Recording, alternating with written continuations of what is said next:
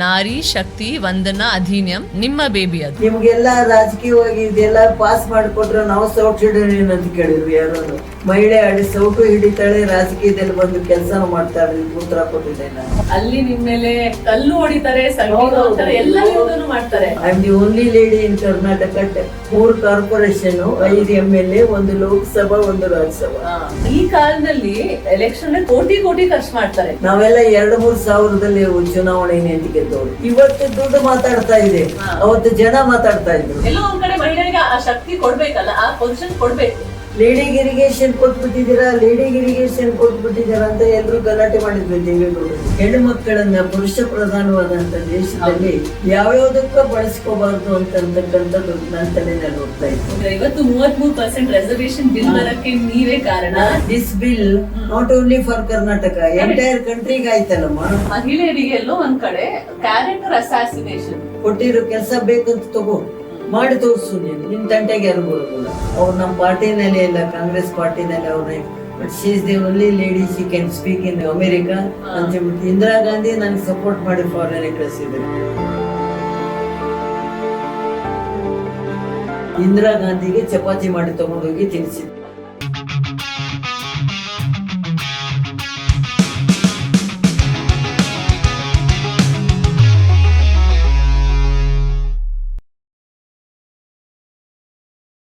ನಮ್ಮ ಕರ್ನಾಟಕ ರಾಜ್ಯದ ರಾಜಕೀಯ ಕ್ಷೇತ್ರದಲ್ಲಿ ತಮ್ಮದೇ ಆದಂತಹ ಛಾಪನ್ನು ಮೂಡಿಸಿರುವಂತಹ ಲೀಲಾದೇವಿ ಆರ್ ಪ್ರಸಾದ್ ಅವರಿಗೆ ಈ ಪಾಡ್ಕಾಸ್ಟ್ಗೆ ಸ್ವಾಗತ. ನಿಮ್ಮ 70 ವರ್ಷದ ಅನುಭವಗಳ ಬಗ್ಗೆ, ನಿಮ್ಮ ಜೊತೆಲಿ ಏನೇನು ನಡೀತು, ನಿಮ್ಮ ಕಥೆಗಳು, ನಿಮ್ಮ ವಿಸ್ಡಮ್, ಅದನ್ನ ನಿಮ್ಮ ಹತ್ರ ಕೇಳಿಸ್ಕೊಳ್ಳೋಕೆ ನನ್ನ ದೊಡ್ಡ ಸೌಭಾಗ್ಯ. ನಿಮ್ಮಂತ ದಿಟ್ಟ ಮಹಿಳೆ ಈ ಸಮಾಜದಲ್ಲಿ ಇವತ್ತಿಗೂ ಅವತ್ತಿಗೂ ತುಂಬಾ ಕಡಿಮೆ. ಅದ್ರಲ್ಲಿ ನೀವು ನನ್ನ ಮುಂದೆ ಕೂತಿದ್ರೆ ನಾನು ತುಂಬಾ ಉತ್ಸುಕಳಾಗಿದ್ದೀನಿ ಮಾತಾಡಕ. ನಿಮ್ಗೆ ಇಲ್ಲಿ ಸ್ವಾಗತ. ನನ್ನ ಬದುಕಿನಲ್ಲಿ ಸುಮಾರು 70 ವರ್ಷದಿಂದ ಸಾರ್ವಜನಿಕ ಜೀವನದಲ್ಲಿ ಇದ್ದೇನೆ. ನನ್ನ ಏಜಿನ 18-20 ವರ್ಷಕ್ಕೆ ನನ್ನ ಸಾರ್ವಜನಿಕ ಜೀವನ ಪ್ರಾರಂಭ ಮಾಡಿದೆ. ಮೊದಲಿನಿಂದಲೂ ನನಗೆ ಸಾರ್ವಜನಿಕ ಜೀವನದಲ್ಲಿ ಕೆಲಸ ಮಾಡಬೇಕು, ಸಾರ್ವಜನಿಕದಲ್ಲಿ ನಡೀತಕ್ಕಂಥ ಅನೇಕ ಸಂಗತಿಗಳ ಬಗ್ಗೆ ಚರ್ಚೆ ಮಾಡಬೇಕು ಅಂತ ಅಭಿಲಾಷೆ ಇತ್ತು ನನಗೆ. ಇವಾಗ ಅಷ್ಟೇ ಅಲ್ಲ, ನನಗೆ ಇವಾಗ ತುಂಬ ವಯಸ್ಸಾಗಿದೆ. ಆದರೆ ಕಾಲೇಜ್ನಲ್ಲಿರುವಾಗ, ಹೈಸ್ಕೂಲ್ನಲ್ಲಿರುವಾಗ ನಾನು ಲೀಡರ್. ಅವಾಗ ಲೀಡರ್ಶಿಪ್ನಲ್ಲಿ ಬೆಳಗಾಂನಲ್ಲಿ ಓದಿದ್ದು ನಾನು, ವನಿತಾ ವಿದ್ಯಾಲಯದಲ್ಲಿ. ಆ ಲೀಡರ್ಶಿಪ್ನಲ್ಲಿ ನನಗೆ ಮುಖ್ಯವಾಗಿ ಲೀಡರ್ ಆಗಬೇಕು ಹಾಗೂ ಕರ್ನಾಟಕದಲ್ಲಿ ಏನಾದರೂ ಸಾಧನೆ ಮಾಡಬೇಕು ಅಂತಕ್ಕಂಥ ಬೀಜ ನನ್ನ ಹೃದಯದಲ್ಲಿ ಬಂತು. ಅವಾಗ ಚಿಕ್ಕ ವಯಸ್ಸಿನಲ್ಲಿ ಅದನ್ನ ಹೇಗೆ ಬೆಳೆಸ್ಬೇಕು ಅಂತಂದಾಗ ಯೋಚನೆ ಮಾಡಿದಾಗ, ಆಗಿನ ಕಾಲದಲ್ಲೆಲ್ಲ ಬಹಳ ಬೇಗ ಮದುವೆ ಮಾಡ್ಬಿಡ್ತಿದ್ರಮ್ಮ. 18-20 ವರ್ಷ ಆದ್ರೆ ಮದುವೆ ಚಿಂತೆ ಪೇರೆಂಟ್ಸ್ಗೆ, ಬೇರೆ ಯಾವ ಚಿಂತೆನೂ ಇರಲಿಲ್ಲ. ಮದುವೆ ಮಾಡ್ಬೇಕು. ನನ್ನ ಮದುವೆ ಆಗಿದ್ದು 1953, 70 ವರ್ಷದ ಹಿಂದೆ ಅಂತ ಸುಮಾರಾಗಿರ್ಬೇಕು. ಬೆಂಗಳೂರು ಅವಾಗ ಕನಸಿನ ಮನೆ ನನಗೆ. ಬೆಂಗಳೂರು ಅಂತಂದ್ರೆ ಇವತ್ತು ಅಮೆರಿಕ, ಇಂಗ್ಲೆಂಡ್ 12 ಸಲ ನಾನು ವರ್ಲ್ಡ್ ಟೂರ್ ಮಾಡಿದ್ದೇನೆ ಮದುವೆ ಆದ್ಮೇಲೆ. ಆದ್ರೆ ಬೆಂಗಳೂರು ಅಂದ್ರೆ ಕನಸಿನ ಮನೆ ಅವತ್ತು. ಬೆಂಗಳೂರಿನಲ್ಲಿ ನನಗೆ ಮದುವೆ ಮಾಡಿ ಕೊಡ್ತಾ ಇದ್ದಾರೆ ನಮ್ಮ ಪೇರೆಂಟ್ಸ್. ಬೆಂಗಳೂರು ಅಂದ್ರೆ ಹೇಗಿರ್ತದೆ, ಹೇಗೆ ಜನ ಇರ್ತಾರೋ, ಯಾವ ಮನೆಗೆ ಹೋಗ್ತೇನೋ, ಏನ್ ಮಾಡ್ಬೇಕು ಅಂತ ಅಂದ್ಬಿಟ್ಟು ಯೋಚನೆ ಶುರು ಆಗೋಯ್ತು. ಮೊದಲನೇ ಬಾರಿಗೆ ಬೆಂಗಳೂರು ಬಂದಿದ್ದು? ಮೊದಲನೇ ಬಾರಿ ಅಂದ್ರೆ ಮದುವೆ ಆಗಿ 2ನೇ ಬಾರಿ. ಮೊದಲನೇ ಬಾರಿ ನಮ್ ತಂದೆ ನಮಗೆ ದಸರಾ ನೋಡೋದಕ್ಕೆ ಕರ್ಕೊಂಡ್ ಬಂದಿದ್ರು ಬೆಂಗಳೂರಿಗೆ. ಅವಾಗ ಮಹಾರಾಜರು ಕೂತ್ಕೊಳ್ತಾ ಇದ್ರು. ಇವತ್ತು ಚಾಮುಂಡೇಶ್ವರಿ ಕೂರಿಸ್ತಾರೆ, ಅವಾಗ ತಮಾಷೆ ಮಾಡ್ತಾ ಇದ್ರು, ದೊಡ್ಡ ಆನೆ ಮೇಲೆ ಚಿಕ್ಕ ಆನೆ ಕೂತ್ಕೊಂಡಿದೆ ಅಂತ. ಮಹಾರಾಜರು ಆನೆ ಮೇಲೆ ಕೂತ್ಕೊಂಡಿರೋದು ನಾನು ನೋಡಿದ್ದೇನೆ ಆಗಿನ ಕಾಲದಲ್ಲಿ. 70 ವರ್ಷದ, ಸುಮಾರು 65-70 ವರ್ಷದಿಂದ. ಅದು ಹೇಗೆ ನೀವು ರಾಜಕೀಯಕ್ಕೆ ಬಂದ್ರಿ? ಸಮಾಜ ಸೇವೆ ರಾಜಕೀಯಕ್ಕೆ ಬಹಳ ವ್ಯತ್ಯಾಸ ಇದೆ. ಬೇಸಿಕಲಿ ನಮ್ಮ ತಾಯಿ ಸಮಾಜ ಸೇವೆಯಲ್ಲಿದ್ರು. ಆಗಿನ ಕಾಲದಲ್ಲಿ ದುರ್ಗಾಬಾಯಿ ದೇಶಮುಖ್ ಜೊತೆಯಲ್ಲಿ ಕೆಲಸ ಮಾಡ್ತಿದ್ರಮ್ಮ. ಅವ್ರ ಜೀಪ್ನಲ್ಲಿ ಹಳ್ಳಿಗೆ ಹೋಗೋದು, ಹಳ್ಳಿ ಹೆಣ್ಮಕ್ಳಿಗೆ, ಮಕ್ಕಳಿಗೆ ಅವರಿಗೆ ಸ್ವಚ್ಛತೆ ಬಗ್ಗೆ ಹೇಳೋದು, ವಿದ್ಯಾಭ್ಯಾಸಕ್ಕೆ ಸ್ಕೂಲಿಗೆ ಕಳಿಸ್ಲಿ, ಹೆಣ್ಮಕ್ಳಿಗೆ ಇನ್ನೂ ಸ್ಕೂಲ್ ಹೋಗ್ತಕ್ಕಂಥದ್ದು ಬಹಳ ಅಪರೂಪ ಆಯ್ತು. ಮುಂಚೆ ಮುಂಚೆ ಅವಾಗ ನಮ್ಮ ತಾಯಿ ಯಾಕ್ರಿ ಹೆಣ್ಮಕ್ಳು ಶಾಲೆಗೆ ಕಳಿಸೋದಿಲ್ಲ, ಅವ್ರನ್ನ ಶಾಲೆಗೆ ಕಳಿಸ್ಬೇಕು ಮಾಡಬೇಕು ಅಂತ ಅನ್ನೋದನ್ನ ನಮ್ಮ ತಾಯಿ ಜೊತೆನೆ ನಾನು ಹೋಗ್ತಾ ಇದ್ದೆ. ನಮ್ಮ ತಾಯಿ ದುರ್ಗಾಬಾಯಿ ದೇಶಮುಖ್ ಜೊತೆನೆ ಕೆಲಸ ಮಾಡೋದು ಆಗಿನ ಕಾಲದಲ್ಲಿ, ಸಮಾಜ ಸೇವೆ ಮಾಡೋದು. ನಮಗೆ ಸಮಾಜ ಸೇವೆ ಅಂದ್ರೆ ಏನು ಅಂತ ನನ್ನ ಜೊತೆಗೆ ಬಾ ಅಂತ ನಮ್ಮ ತಾಯಿ ನಾನು ಕರ್ಕೊಂಡು ಹೋಗ್ತಾ ಇದ್ರು. ಅವಾಗ ಹಳ್ಳಿ ಹೆಣ್ಮಕ್ಳಿಗೆ ಸ್ವಚ್ಛತೆ ಬಗ್ಗೆ, ಮಕ್ಕಳ ಎಜುಕೇಶನ್ ಬಗ್ಗೆ, ದನಕರಗಳನ್ನು ಹ್ಯಾಕ್ ಸಾಕಬೇಕು, ಹೊಲದಲ್ಲಿ ಹೇಗೆ ಕೆಲಸ ಮಾಡಬೇಕು, ಇದೆಲ್ಲ ನೋಡ್ತಾ ಇರುವಾಗ ಒಂದು ಮಾತ್ರ ನಾನು ಇನ್ನೂ ಮರೆಯೋದಿಲ್ಲ. ಹಳ್ಳಿನಲ್ಲಿ ನಾವು ಹೆಣ್ಮಕ್ಳನ್ನ ನೋಡಕ್ ಹೋದಾಗೆ ಹೊಲಕ್ಕೆ ಹೋಗ್ತಾ ಇದ್ವಿ. ನಾವು ಜಮೀನಿಗೆ ಹೋದಾಗೆ ಒಂದ್ ಎತ್ತು ಇಲ್ದಿದ್ರೆ ಹೆಣ್ಮಗಳು ಎತ್ತಿನ ಜಾಗದಲ್ಲಿ ನಿಂತ್ಕೋತಾ ಇದ್ಲು. ನನಗೊಂದ್ಸಲ ನಾನು ಪ್ರಶ್ನೆ ಮಾಡ್ಬಿಟ್ಟೆ, ಅಲ್ಲಯ್ಯ ಎತ್ತು ಇಲ್ದಿದ್ರೆ ಒಂಟಿ ಎತ್ತಿನ ಇಲ್ಲಂದ್ರೆ 4 ದಿವಸ ಉಳುಮೆ ಮಾಡ್ಬೇಡ, ಆ ಹೆಣ್ಮಗಳಿಗೆ ಯಾಕೆ ನೀನು ಕೊಳ್ಳಿ ಕಟ್ತಾ ಅಂತ ಕೇಳ್ತಾ ಇದ್ದೆ. ಅಂದ್ರೆ ಹೆಣ್ಣು ಮಕ್ಕಳ ಬಗ್ಗೆ ಆಗನಿಂದಲೂ ನನಗೆ ಅವರಿಗೆ ಹಿಂಸೆ ಆಗ್ಬಾರ್ದು, ಒಳ್ಳೇದಾಗ್ಬೇಕು ಹೆಣ್ಮಕ್ಳಿಗೆ ಅಂತ ಒಂದು ಕಾನ್ಸೆಪ್ಟ್ ನನ್ನ ತಲೆಯಲ್ಲಿ ಬಂತು. ತಾಯಿನ ಕಡೆಯಿಂದನೇ ಅದು ಚಿಕ್ಕ ವಯಸ್ಸಿನ ನೋಡ್ಕೊಂಡು ಹೌದೌದು. ಅಂದ್ರೆ ಹೆಣ್ಣು ಮಕ್ಕಳನ್ನ ಪುರುಷ ಪ್ರಧಾನವಾದಂತ ದೇಶದಲ್ಲಿ ಯಾವ್ಯಾವ್ದಕ್ಕ ಬಳಸ್ಕೋಬಾರ್ದು ಅಂತಕ್ಕಂಥದ್ದು ನನ್ನ ತಲೆನಲ್ಲಿ ಹೋಗ್ತಾ ಇರ್ತದೆ. ಅವ್ರಿಗೂ ಮನುಷ್ಯತ್ವ ಇದೆ, ಅವ್ರಿಗೂ ಆಸೆಗಳಿದಾವೆ, ಆಕಾಂಕ್ಷೆಗಳಿದಾವೆ, ಕನಸುಗಳಿದಾವೆ. ಆ ಕನಸುಗಳನ್ನ ನನಸಾಗಿ ಮಾಡ್ತಕ್ಕಂಥ ಪುರುಷ ಪ್ರಧಾನವಾದಂತ ದೇಶದಲ್ಲಿ ಯಾರಾದ್ರೂ ಅದಕ್ಕೆ ಒತ್ತು ಕೊಡ್ಬೇಕು, ಅದಕ್ಕೆ ಮಾಡ್ಬೇಕು ಅಂತ ಅನ್ನೋದು ಮಾತ್ರ ನನಗೆ ಮಿಡಿತಾ ಇತ್ತು. ಇವಾಗ ಎಷ್ಟು ವಯಸ್ಸಾಗಿತ್ತಮ್ಮ ಆ ಸಮಯದಲ್ಲಿ ನಿಮ್ಗೆ? ನಿಮ್ ತಾಯಿ ಜೊತೆ ಹೋರಾಟ ಮಾಡ್ಬೇಕಾದ್ರೆ ಚಿಕ್ಕ ಹುಡುಗಿ ಅಲ್ವಾ ನೀವು? ಅವಾಗ ಚಿಕ್ಕ ಹುಡುಗಿನೇನೆ. ಆಗಿನಿಂದನೂ ಬಹುಶಃ 10 ವರ್ಷದ ಹುಡುಗಿನಲ್ಲಿ ನನಗೊಂದ್ಸಲ ಹುಬ್ಬಳ್ಳಿನಲ್ಲಿ ಮಠದಲ್ಲಿ ಭಾಷಣ ಮಾಡಕ್ ಕರೆದ್ರು ನನಗೆ. 10 ವರ್ಷ ನಾನು ಮೊದ್ಲು ಭಾಷಣ ಮಾಡಿದ್ದು 10 ವರ್ಷ. ನಮ್ ತಾಯಿನ ಕರೆದಿದ್ರು. ನಮ್ ತಾಯಿಗೆ ನನ್ ತಂಗಿ ಹುಟ್ಟಿದ್ಲು, ಡೆಲಿವರಿ ಆಯ್ತು. ಏನ್ ಮಾಡುತ್ತಂದೆ ಅಂತ, ಏನ್ ಮಾಡೋದು ಅಂತ ಕೇಳಿದ್ರು. ನಾನ್ ಮಾತಾಡ್ತೇನೆ ಅಂತಂದೆ. ನೀನೇನ್ ಮಾತಾಡ್ತೀಯ ಅಂತಂದ್ರು. ನಾನು ಹೇಳಿದೆ, ಅಮ್ಮ ನಿನ್ ಪರವಾಗಿ ನಾನ್ ಅವ್ವ ಅಂತಿದ್ವಿ ನಾವು, ಅಮ್ಮ ಅಂತಿರ್ಲಿಲ್ಲ. ಅವ್ವ ನಿನ್ ಪರವಾಗಿ ನಾನ್ ಮಾತಾಡ್ತೇನೆ. ನೀನೇನ್ ಮಾತಾಡ್ತೀಯ ಅಂದ್ರು.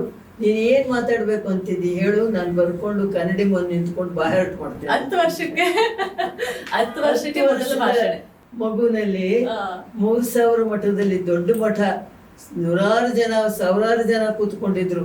ನಾನು ಮೊದಲು ಪೇಪರ್ ಓದಿ ಭಾಷಣ ಮಾಡ್ಲಿಲ್ಲ, ಬಾಯಾಟ ಮಾಡಿ ಭಾಷಣ ಮಾಡಿದೆ. 10 ವರ್ಷ ವಯಸ್ಸಲ್ಲಿ ಯಾವ ಸಬ್ಜೆಕ್ಟ್ ಮೇಲೆ ಭಾಷಣ ನಡೀತಿದ್ರು? ಅವತ್ತು ಅಕ್ಕ ಮಹಾದೇವಿ ಜಯಂತಿ ಇತ್ತು. ಅಕ್ಕ ಮಹಾದೇವಿ ಜಯಂತಿದಲ್ಲಿ ನಮ್ ತಾಯಿ ಅಖಿಲ ಭಾರತ ಅಕ್ಕ ಮಹಾದೇವಿ ಸಂಸ್ಥೆ ಅಧ್ಯಕ್ಷರಾಗಿದ್ರು. ನಮ್ ತಂಗಿ ಡೆಲಿವರಿ ಆಯ್ತು ರಾತ್ರಿ ಮನೆಯಲ್ಲಿ. ನಾಳೆ ಏನ್ ಮಾಡೋದು ಅಂತ ಹೇಳ್ಬಿಟ್ಟು ಜಯದೇವಿ ತಾಯಿ ಲಿಗಾಡಿಯವ್ರ ಹೆಸರು ಕೇಳಿರ್ಬೋದು. ಜಯದೇವಿ ತಾಯಿ ನಮ್ಮ ತಾಯಿ ಸೊಲ್ಲಾಪುರದಲ್ಲಿ ಒಂದೇ ಮರಾಠಿ ಶಾಲೆಯಲ್ಲಿ 2 ಕ್ಲಾಸ್ಮೇಟ್ಸ್. ಮದುವೆ ಆದ್ಮೇಲೆ 2 ಕನ್ನಡ ಕಲ್ತರು, ಕನ್ನಡ ಎಕ್ಸ್ಪರ್ಟ್ ಆದ್ರು ಒಟ್ಟಲ್ಲಿ. ಆಮೇಲೆ 2 ಸಿದ್ದರಾಮನ ಪುರಾಣ ಅವ್ರು ಬರೆದ್ರು, ಅಕ್ಕಮಹಾದೇವಿ ಪುರಾಣ ನಮ್ ತಾಯಿ ಬರೆದ್ರು.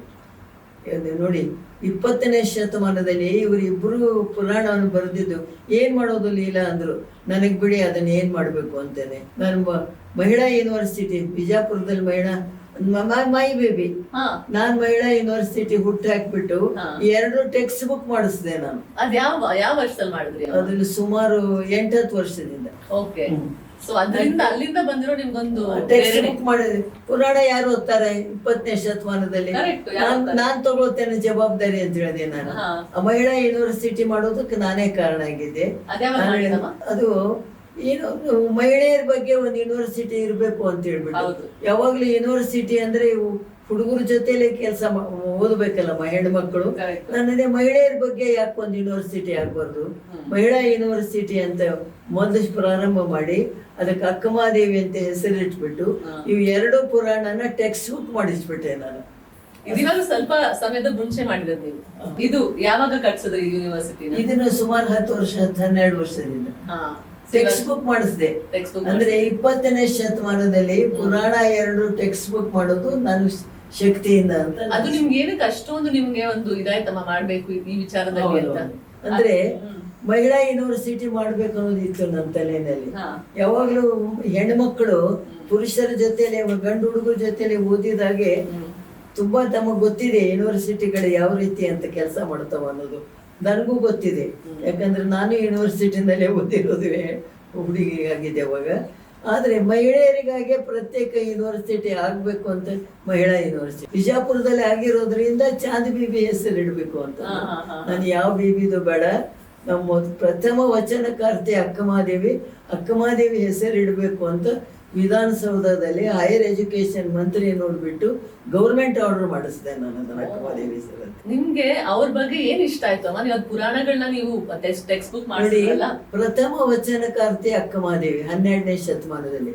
ಇವತ್ತು ಎಲ್ಲರೂ ಬಸವಣ್ಣನ ಬಗ್ಗೆ ಮಾತಾಡ್ತಾರೆ, ಕೂಡಲ ಸಂಗಮನ ಬಗ್ಗೆ ಮಾತಾಡ್ತಾರೆ, ಬಸವನ ಬಗ್ಗೆ ಇವತ್ತು ಎಲ್ಲಪ್ಪ ಇದರಲ್ಲಿ ಬಸವಣ್ಣನ ಫೋಟೋ ಹಾಕ್ಬೇಕು ಅಂತ ಹೇಳ್ತಾರೆ. ಆದ್ರೆ 12ನೇ ಶತಮಾನದಲ್ಲಿ ಒಬ್ಬ ಹೆಣ್ಣುಮಗಳು ಅಕ್ಕಮಹಾದೇವಿ ಅಷ್ಟೇ ಕಾಂಪಿಟೇಟಿವ್ ಆಗಿ ಇವತ್ತಿನ ದಿವಸ ಪ್ರಥಮ ವಚನಕಾರ್ತಿ ಅಲ್ಲ. ಮಹಿಳೆ ಅಂತ ನಿಗ್ಲೆಕ್ಟ್ ಮಾಡಿದ್ರು ಏನೋ ಗೊತ್ತಿಲ್ಲ 12ನೇ ಶತಮಾನದಲ್ಲಿ.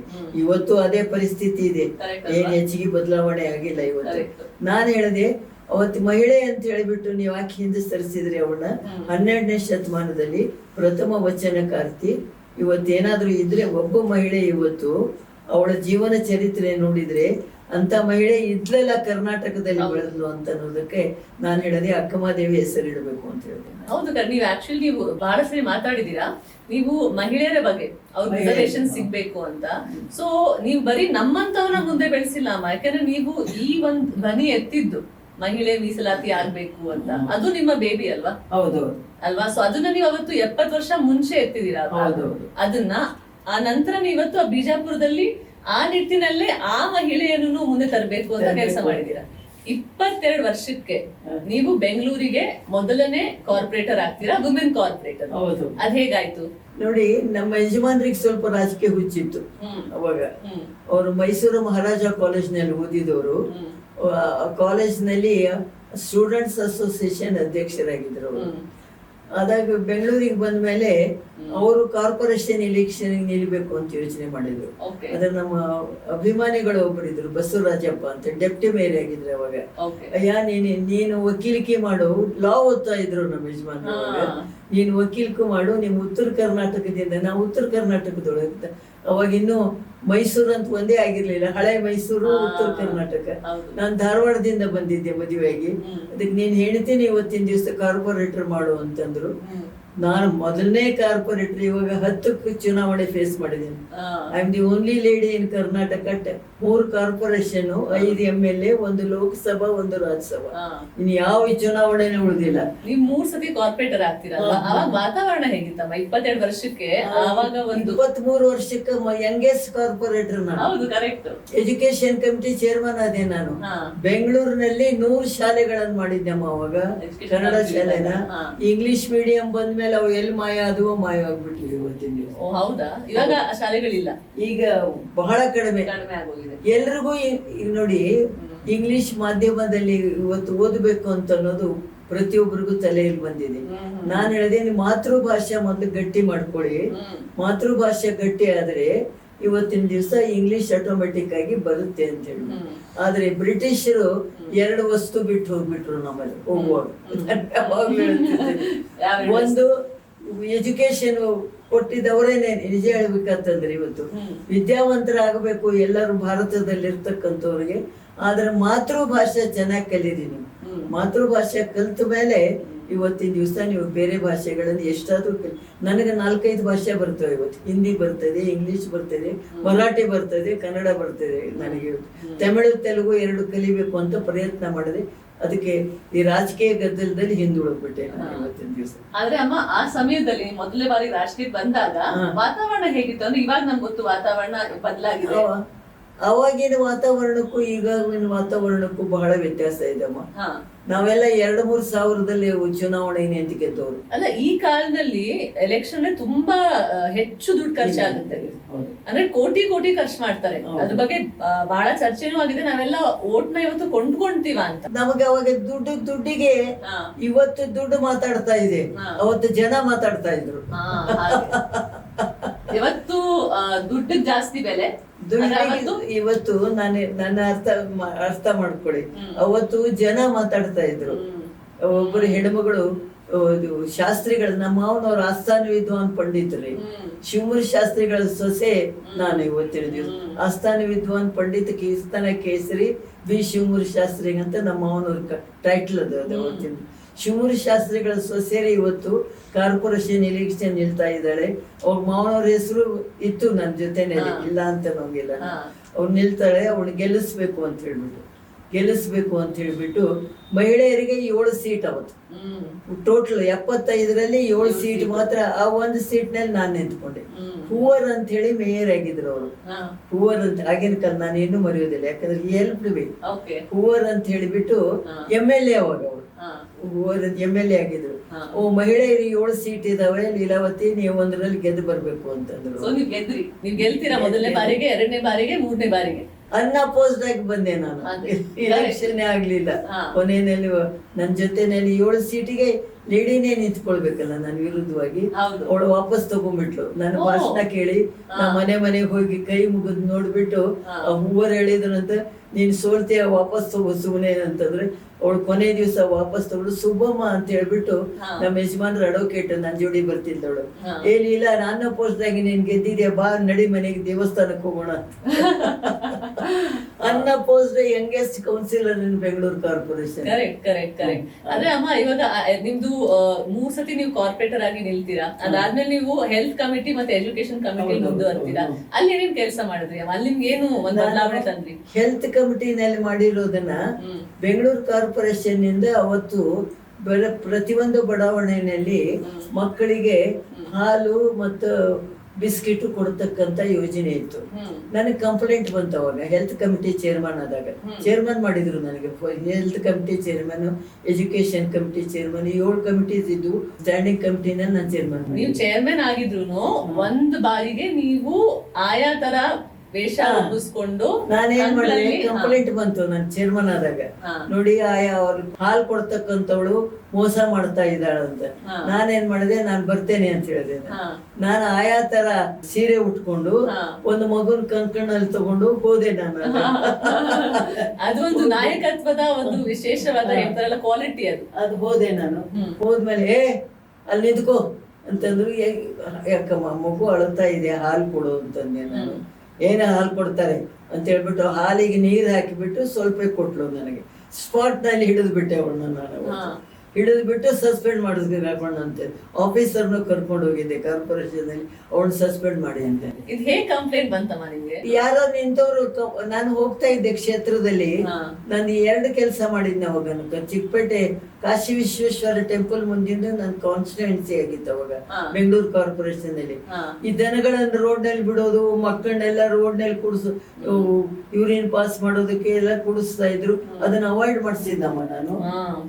ಮನೆ ಮುಂದ್ಗಡೆ ಎಲ್ಲ ಮಕ್ಕಳನ್ನ ಈಗ ಕುಡಿಸಿದ್ರೆ ನಿಮ್ಗೆ ನಾಚಿಕೆ ಆಗಲ್ವಾ ಅಂತ ಕೇಳಿದೆ ನಾನು. ದನಗಳನ್ನ ಎಲ್ಲಿ ಬೇಕಲ್ಲಿ ಬಿಡೋದು, ಮಕ್ಕಳ ಸ್ಕೂಲ್ಗೆ ಹೆಂಗ್ ಹೋಗೋದು? ಇವತ್ತಿಗೂ ಇದೆಲ್ಲ ಸಮಸ್ಯೆಗಳು ಬೆಂಗಳೂರಲ್ಲಿದೆ. ಅವತ್ತಿಗೇನಿತ್ತು ಈಗ ಕಡಿಮೆ ಆಗಿದೆ ಅಂತ ಅನ್ಕೊಂಡಿದ್ದೇನೆ. ಸಮಸ್ಯೆಗಳು ನೋಡಮ್ಮ, ಸರ್ಕಾರ ಅಥವಾ ಕೌನ್ಸಿಲರು ಅಥವಾ ಸಾರ್ವಜನಿಕ ಕೆಲಸ ಮಾಡೋರ್ಗಿಂತ ಸಾಮಾನ್ಯ ಜನಕ್ಕೂ ಈ ಅಭಿಮಾನಗಳು ಬರ್ಬೇಕಲ್ಲ, ಈ ಯೋಜನೆಗಳು ಬರ್ಬೇಕಲ್ಲ. ಅದು ಇತ್ತೀಚೆಗೆ ಸ್ವಲ್ಪ ಕಡಿಮೆ ಆಗಿದೆ. ಯಾಕಂದ್ರೆ ಈಗ ತುಂಬಾ ಕಸ ಹಾಕಬೇಡಿ, ಮಕ್ಕಳನ್ನ ಬಿಡಬೇಡಿ, ಬೀದಿಗೆ ಬಿಡಬೇಡಿ, ದನ ಬಿಡಬೇಡಿ ಅಂತ ಸ್ವಲ್ಪ ತಿಳುವಳಿಕೆ ಬಂದಿದೆ. It's a good sign. Change ಆಗ್ತಾ ಇದ್ದಾರೆ ಜನನು. ಮೊದ್ಲಿನದಷ್ಟು ಇದು ಕಾಣಿಸ್ತಾ ಇಲ್ಲ. ಇವತ್ತಿನ ದಿವಸ ಕಡಿಮೆ ಆಗ್ತಾ ಇದೆ, ಬಟ್ ಪೂರ್ತಿ ಹೋಗಿಲ್ಲ. ಆಮೇಲಿಂದ ಹುಷಾರಾದ್ರು ಅವರೆಲ್ಲ. ನಾನು 2-3 ಸಲ ಸರ್ಪ್ರೈಸ್ ಆಗಿ ಇನ್ಸ್ಪೆಕ್ಷನ್ ಹೋದಾಗ ಮೊದಲಿನ ವಾತಾವರಣ ಕಡಿಮೆ ಆಗಿತ್ತು.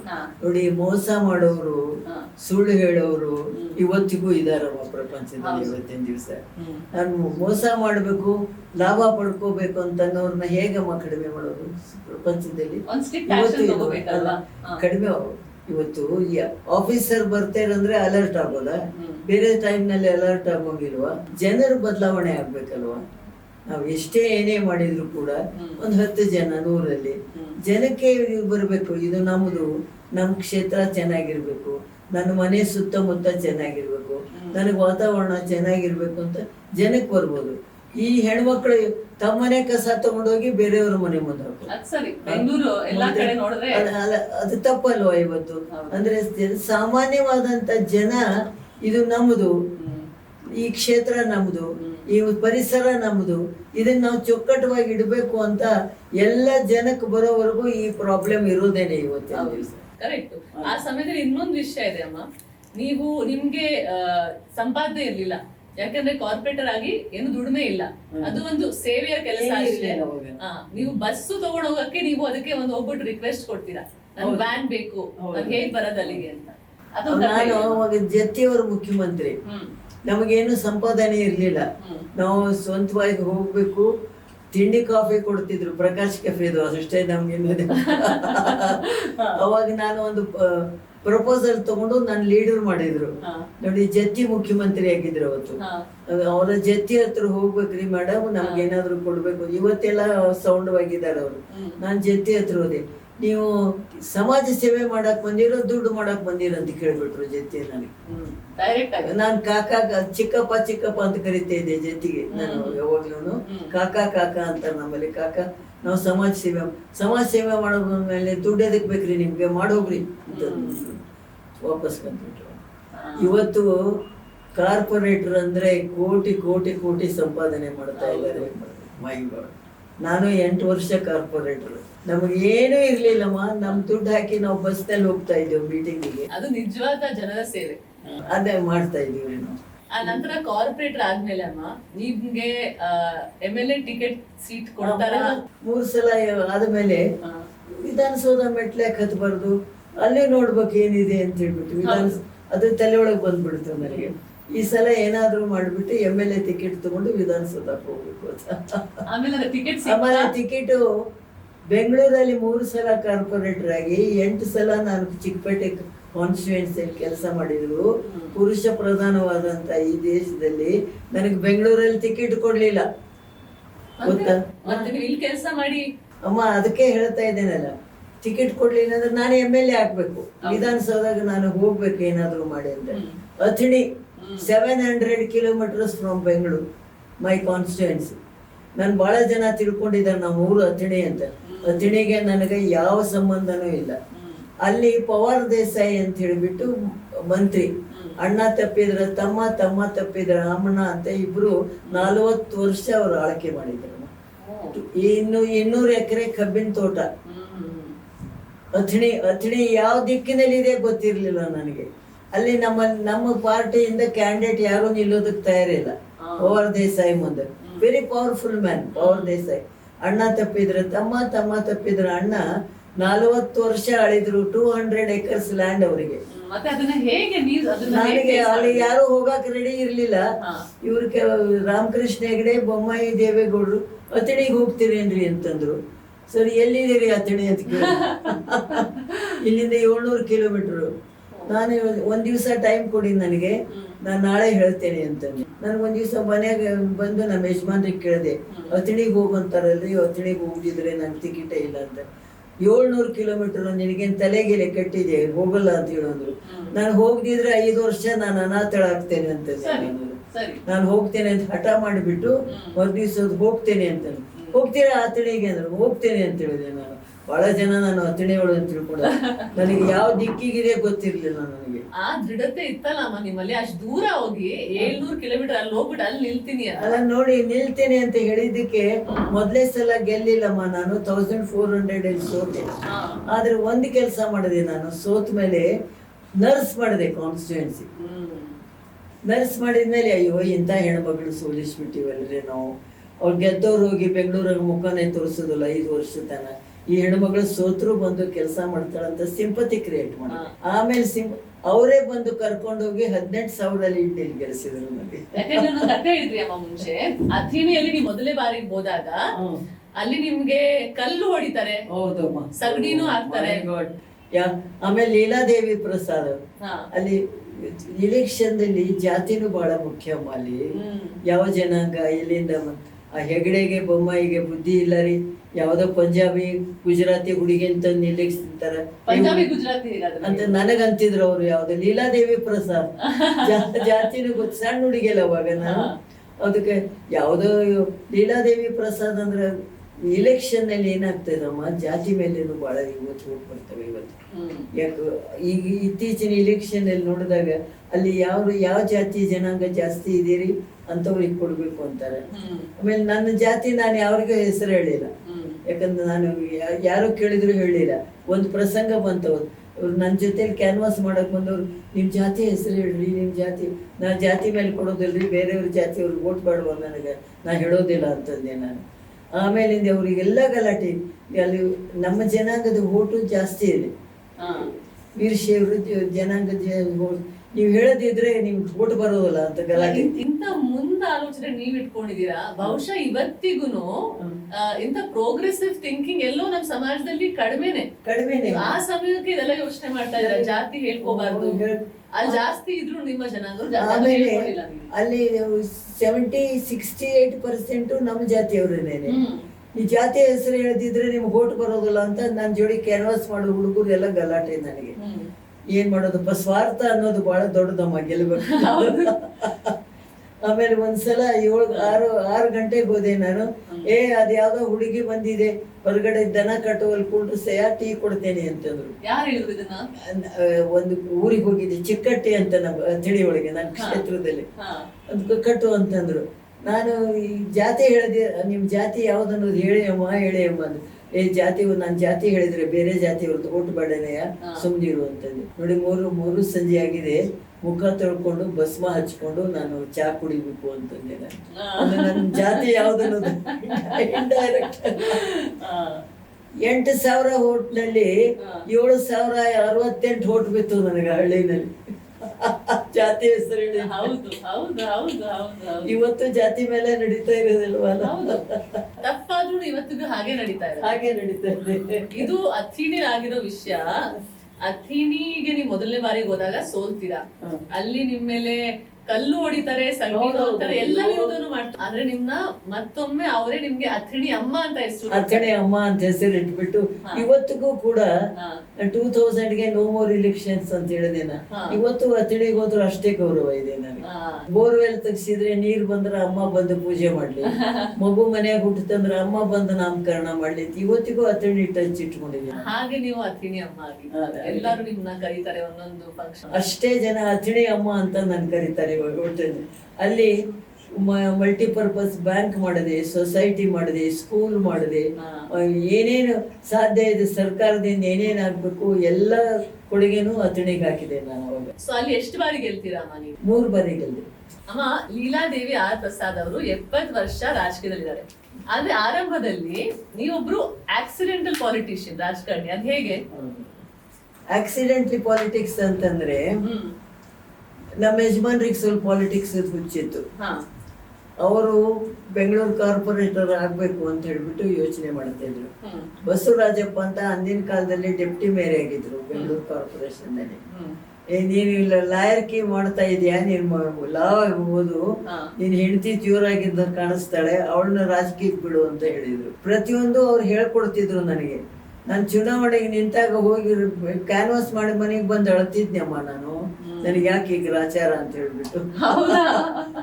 ಎಂಗೇಜು ಹುಡುಗಿ ನಿನಗ್ಯಾಕೆ ಬೇಕು ಅಂತ ಯಾರಾದ್ರೂ ಕೇಳಿದ್ರೆ ಮನಸ್ಸಿಗೆ ನೋವು ಆಗೋದಿಲ್ಲ.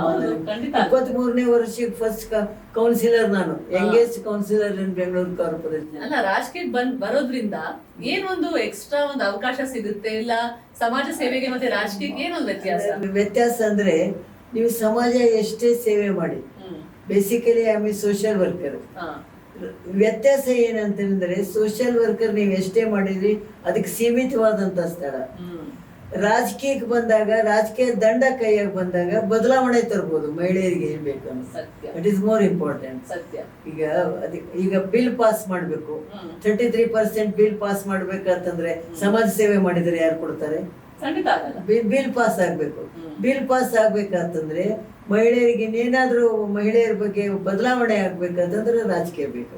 ಆ ಕಾಲಕ್ಕೆ ನೀವು 33% ಮಹಿಳೆ ಮೀಸಲಾತಿ ಆಗ್ಬೇಕು, ರಿಸರ್ವೇಶನ್, ನಾಯಕತ್ವ ಅಂತ ಸಮಾಜ ಸೇವೆದಲ್ಲಿ ಆಗುದಿಲ್ಲ. ರಾಜಕೀಯಕ್ಕೆ ಬಂದಾಗ ದಂಡ ಬೇಕಲ್ಲಮ್ಮ, ಪೊಲಿಟಿಕಲ್ ದಂಡ ಇಲ್ದಿದ್ರೆ ಏನ್ ನಡೀತದೆ? ಅದು ಬಿಲ್ ಪಾಸ್ ಆದಾಗ ತಾನೆ. ಇವತ್ತಿಗೂ ಕೂಡ 33% ಬಿಲ್ ಪಾಸ್ ಆಗಿದೆ, ಕೋಲ್ಡ್ ಸ್ಟೋರೇಜ್ ನಲ್ಲಿ ಇದೆ. ಹೌದು, ಯಾಕೆಂತಂದ್ರೆ ನೆಕ್ಸ್ಟ್ ಇಲೆಕ್ಷನ್ ಪಾರ್ಲಿಮೆಂಟ್ ಇಲೆಕ್ಷನ್ ದಲ್ಲಿ ನಾನು ಕೇಳಿದೆ ಡೆಲ್ಲಿನಲ್ಲಿ, ಮತ್ ಬಿಲ್ ಪಾಸ್ ಆತಲ್ರಿ, ತುಂಬಾ ಕಷ್ಟಪಟ್ಟು ಬಿಲ್ ಪಾಸ್ ಆಯ್ತು. ದೇವೇಗೌಡರು ಹಿಡಿದು ಏನ್ ಮುಖ್ಯಮಂತ್ರಿ ಆಗಿದ್ರು, ಕರ್ನಾಟಕದಲ್ಲಿ ಪಾಸ್ ಮಾಡಿಬಿಟ್ಟು ಡೆಲ್ಲಿಗೆ ತಗೊಂಡೋಗಿ ಡೆಲ್ಲಿ ವಿಜ್ಞಾನ ಭವನದಲ್ಲಿ ಎಲ್ಲ ರಾಜ್ಯದವರು, ಇದು ಕರ್ನಾಟಕಕ್ಕೆ ಮಾತ್ರ ಸೀಮಿತವಲ್ಲಮ್ಮ, ಅಖಿಲ ಭಾರತಕ್ಕೆ ಸೀಮಿತವಾಗಿರೋದು. ನಾರಿ ಶಕ್ತಿ ವಂದನಾ ಅಧಿನಿಯಂ ನಿಮ್ಮ ಬೇಬಿ ಅದು ನೀವು 70 ವರ್ಷ ಮುಂಚೆ ಶುರು ಮಾಡಿದ ಕೆಲಸ ಈಗಾಯ್ತು. ಹೌದು. ನಾನು ಆಮೇಲೆ ಡೆಲ್ಲಿಗೆ ಬಾರಮ್ಮ ಅಂತಂದ್ರು. ಡೆಲ್ಲಿಗೆ ಬಂದ್ರೆ ಎಲ್ಲಾ ರಾಜ್ಯದವರು ಬಂದಿದ್ರು ಅಲ್ಲಿ. ಎಲ್ಲ not this bill not only for Karnataka, entire ಕಂಟ್ರಿಗೆ ಆಯ್ತಲ್ಲಮ್ಮ.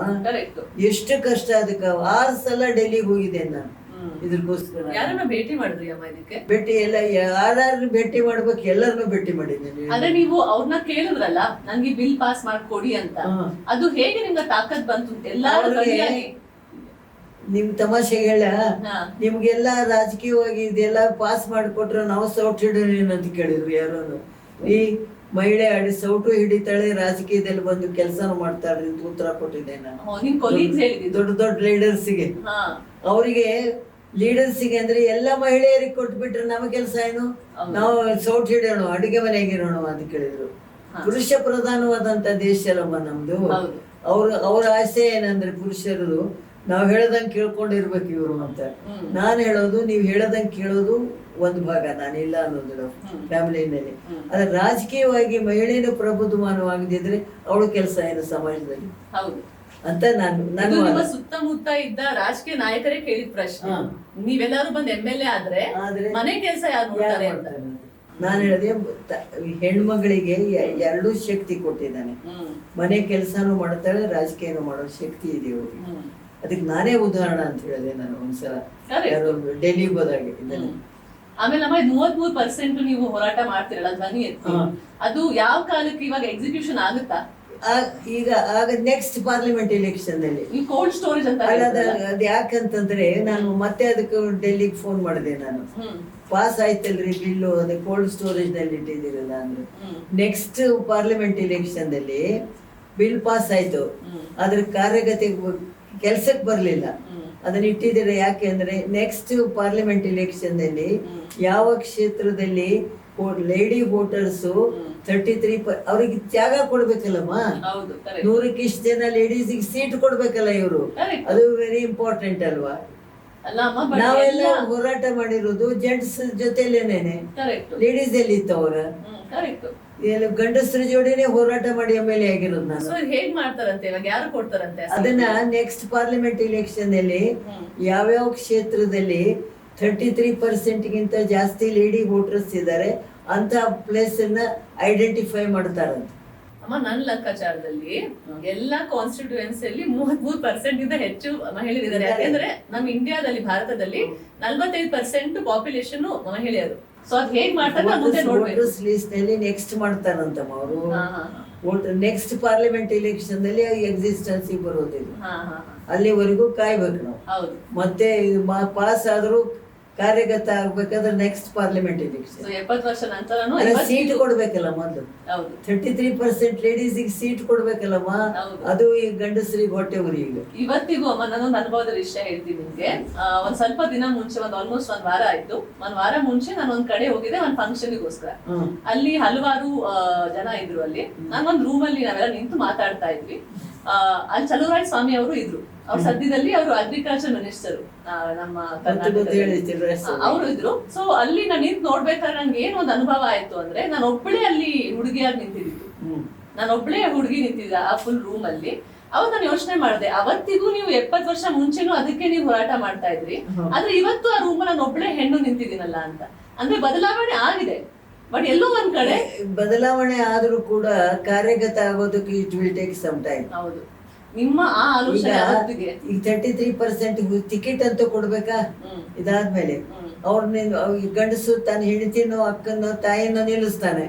ಫಸ್ಟ್ ನನಗೆ ಇದು ಪ್ರಶ್ನೆ ಕೇಳಿದ್ರು ಯಾರೋ, ನಾನು ಅಲ್ಲಮ್ಮ ನೀವು ಇಷ್ಟೆಲ್ಲ ಮಾಡಿದ್ರಲ್ಲ, ಮತ್ತು ದಂಡ ಕೈ ಗಂಡಸರ ಕೈನಲ್ಲಿ ಬರ್ತದೆ.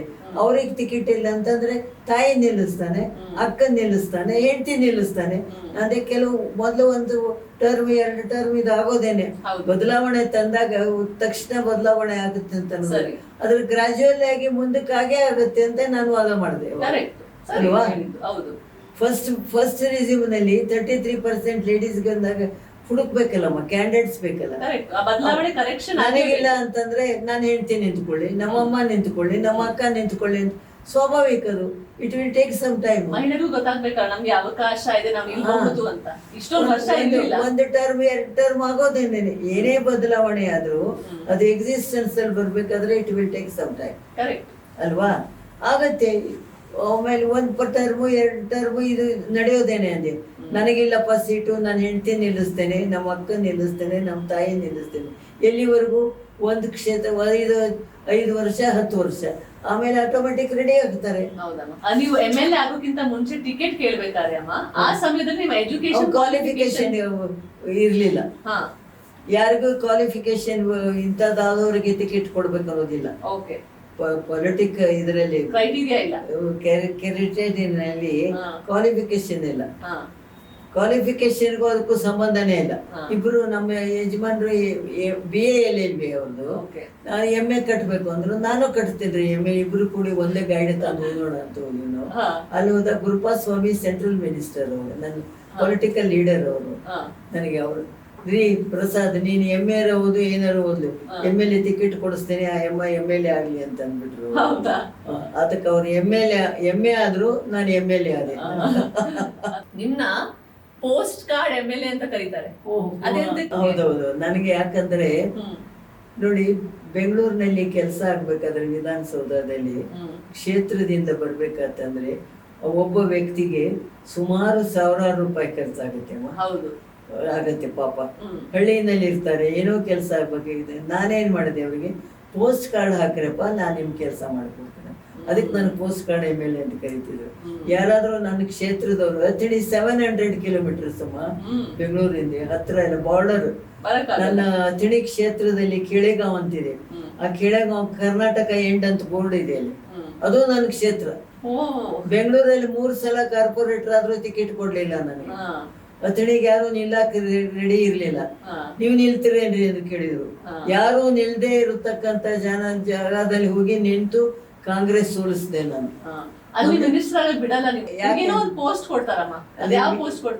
VL ಪಾಟೀಲ್ ಅಂತಿದ್ರು ಬೆಳಗಾಂನಲ್ಲಿ. ಅಣ್ಣ ಅಂತ ಕರೀತಾ ಇದ್ವಿ ಅವರಿಗೆ ನಾವು.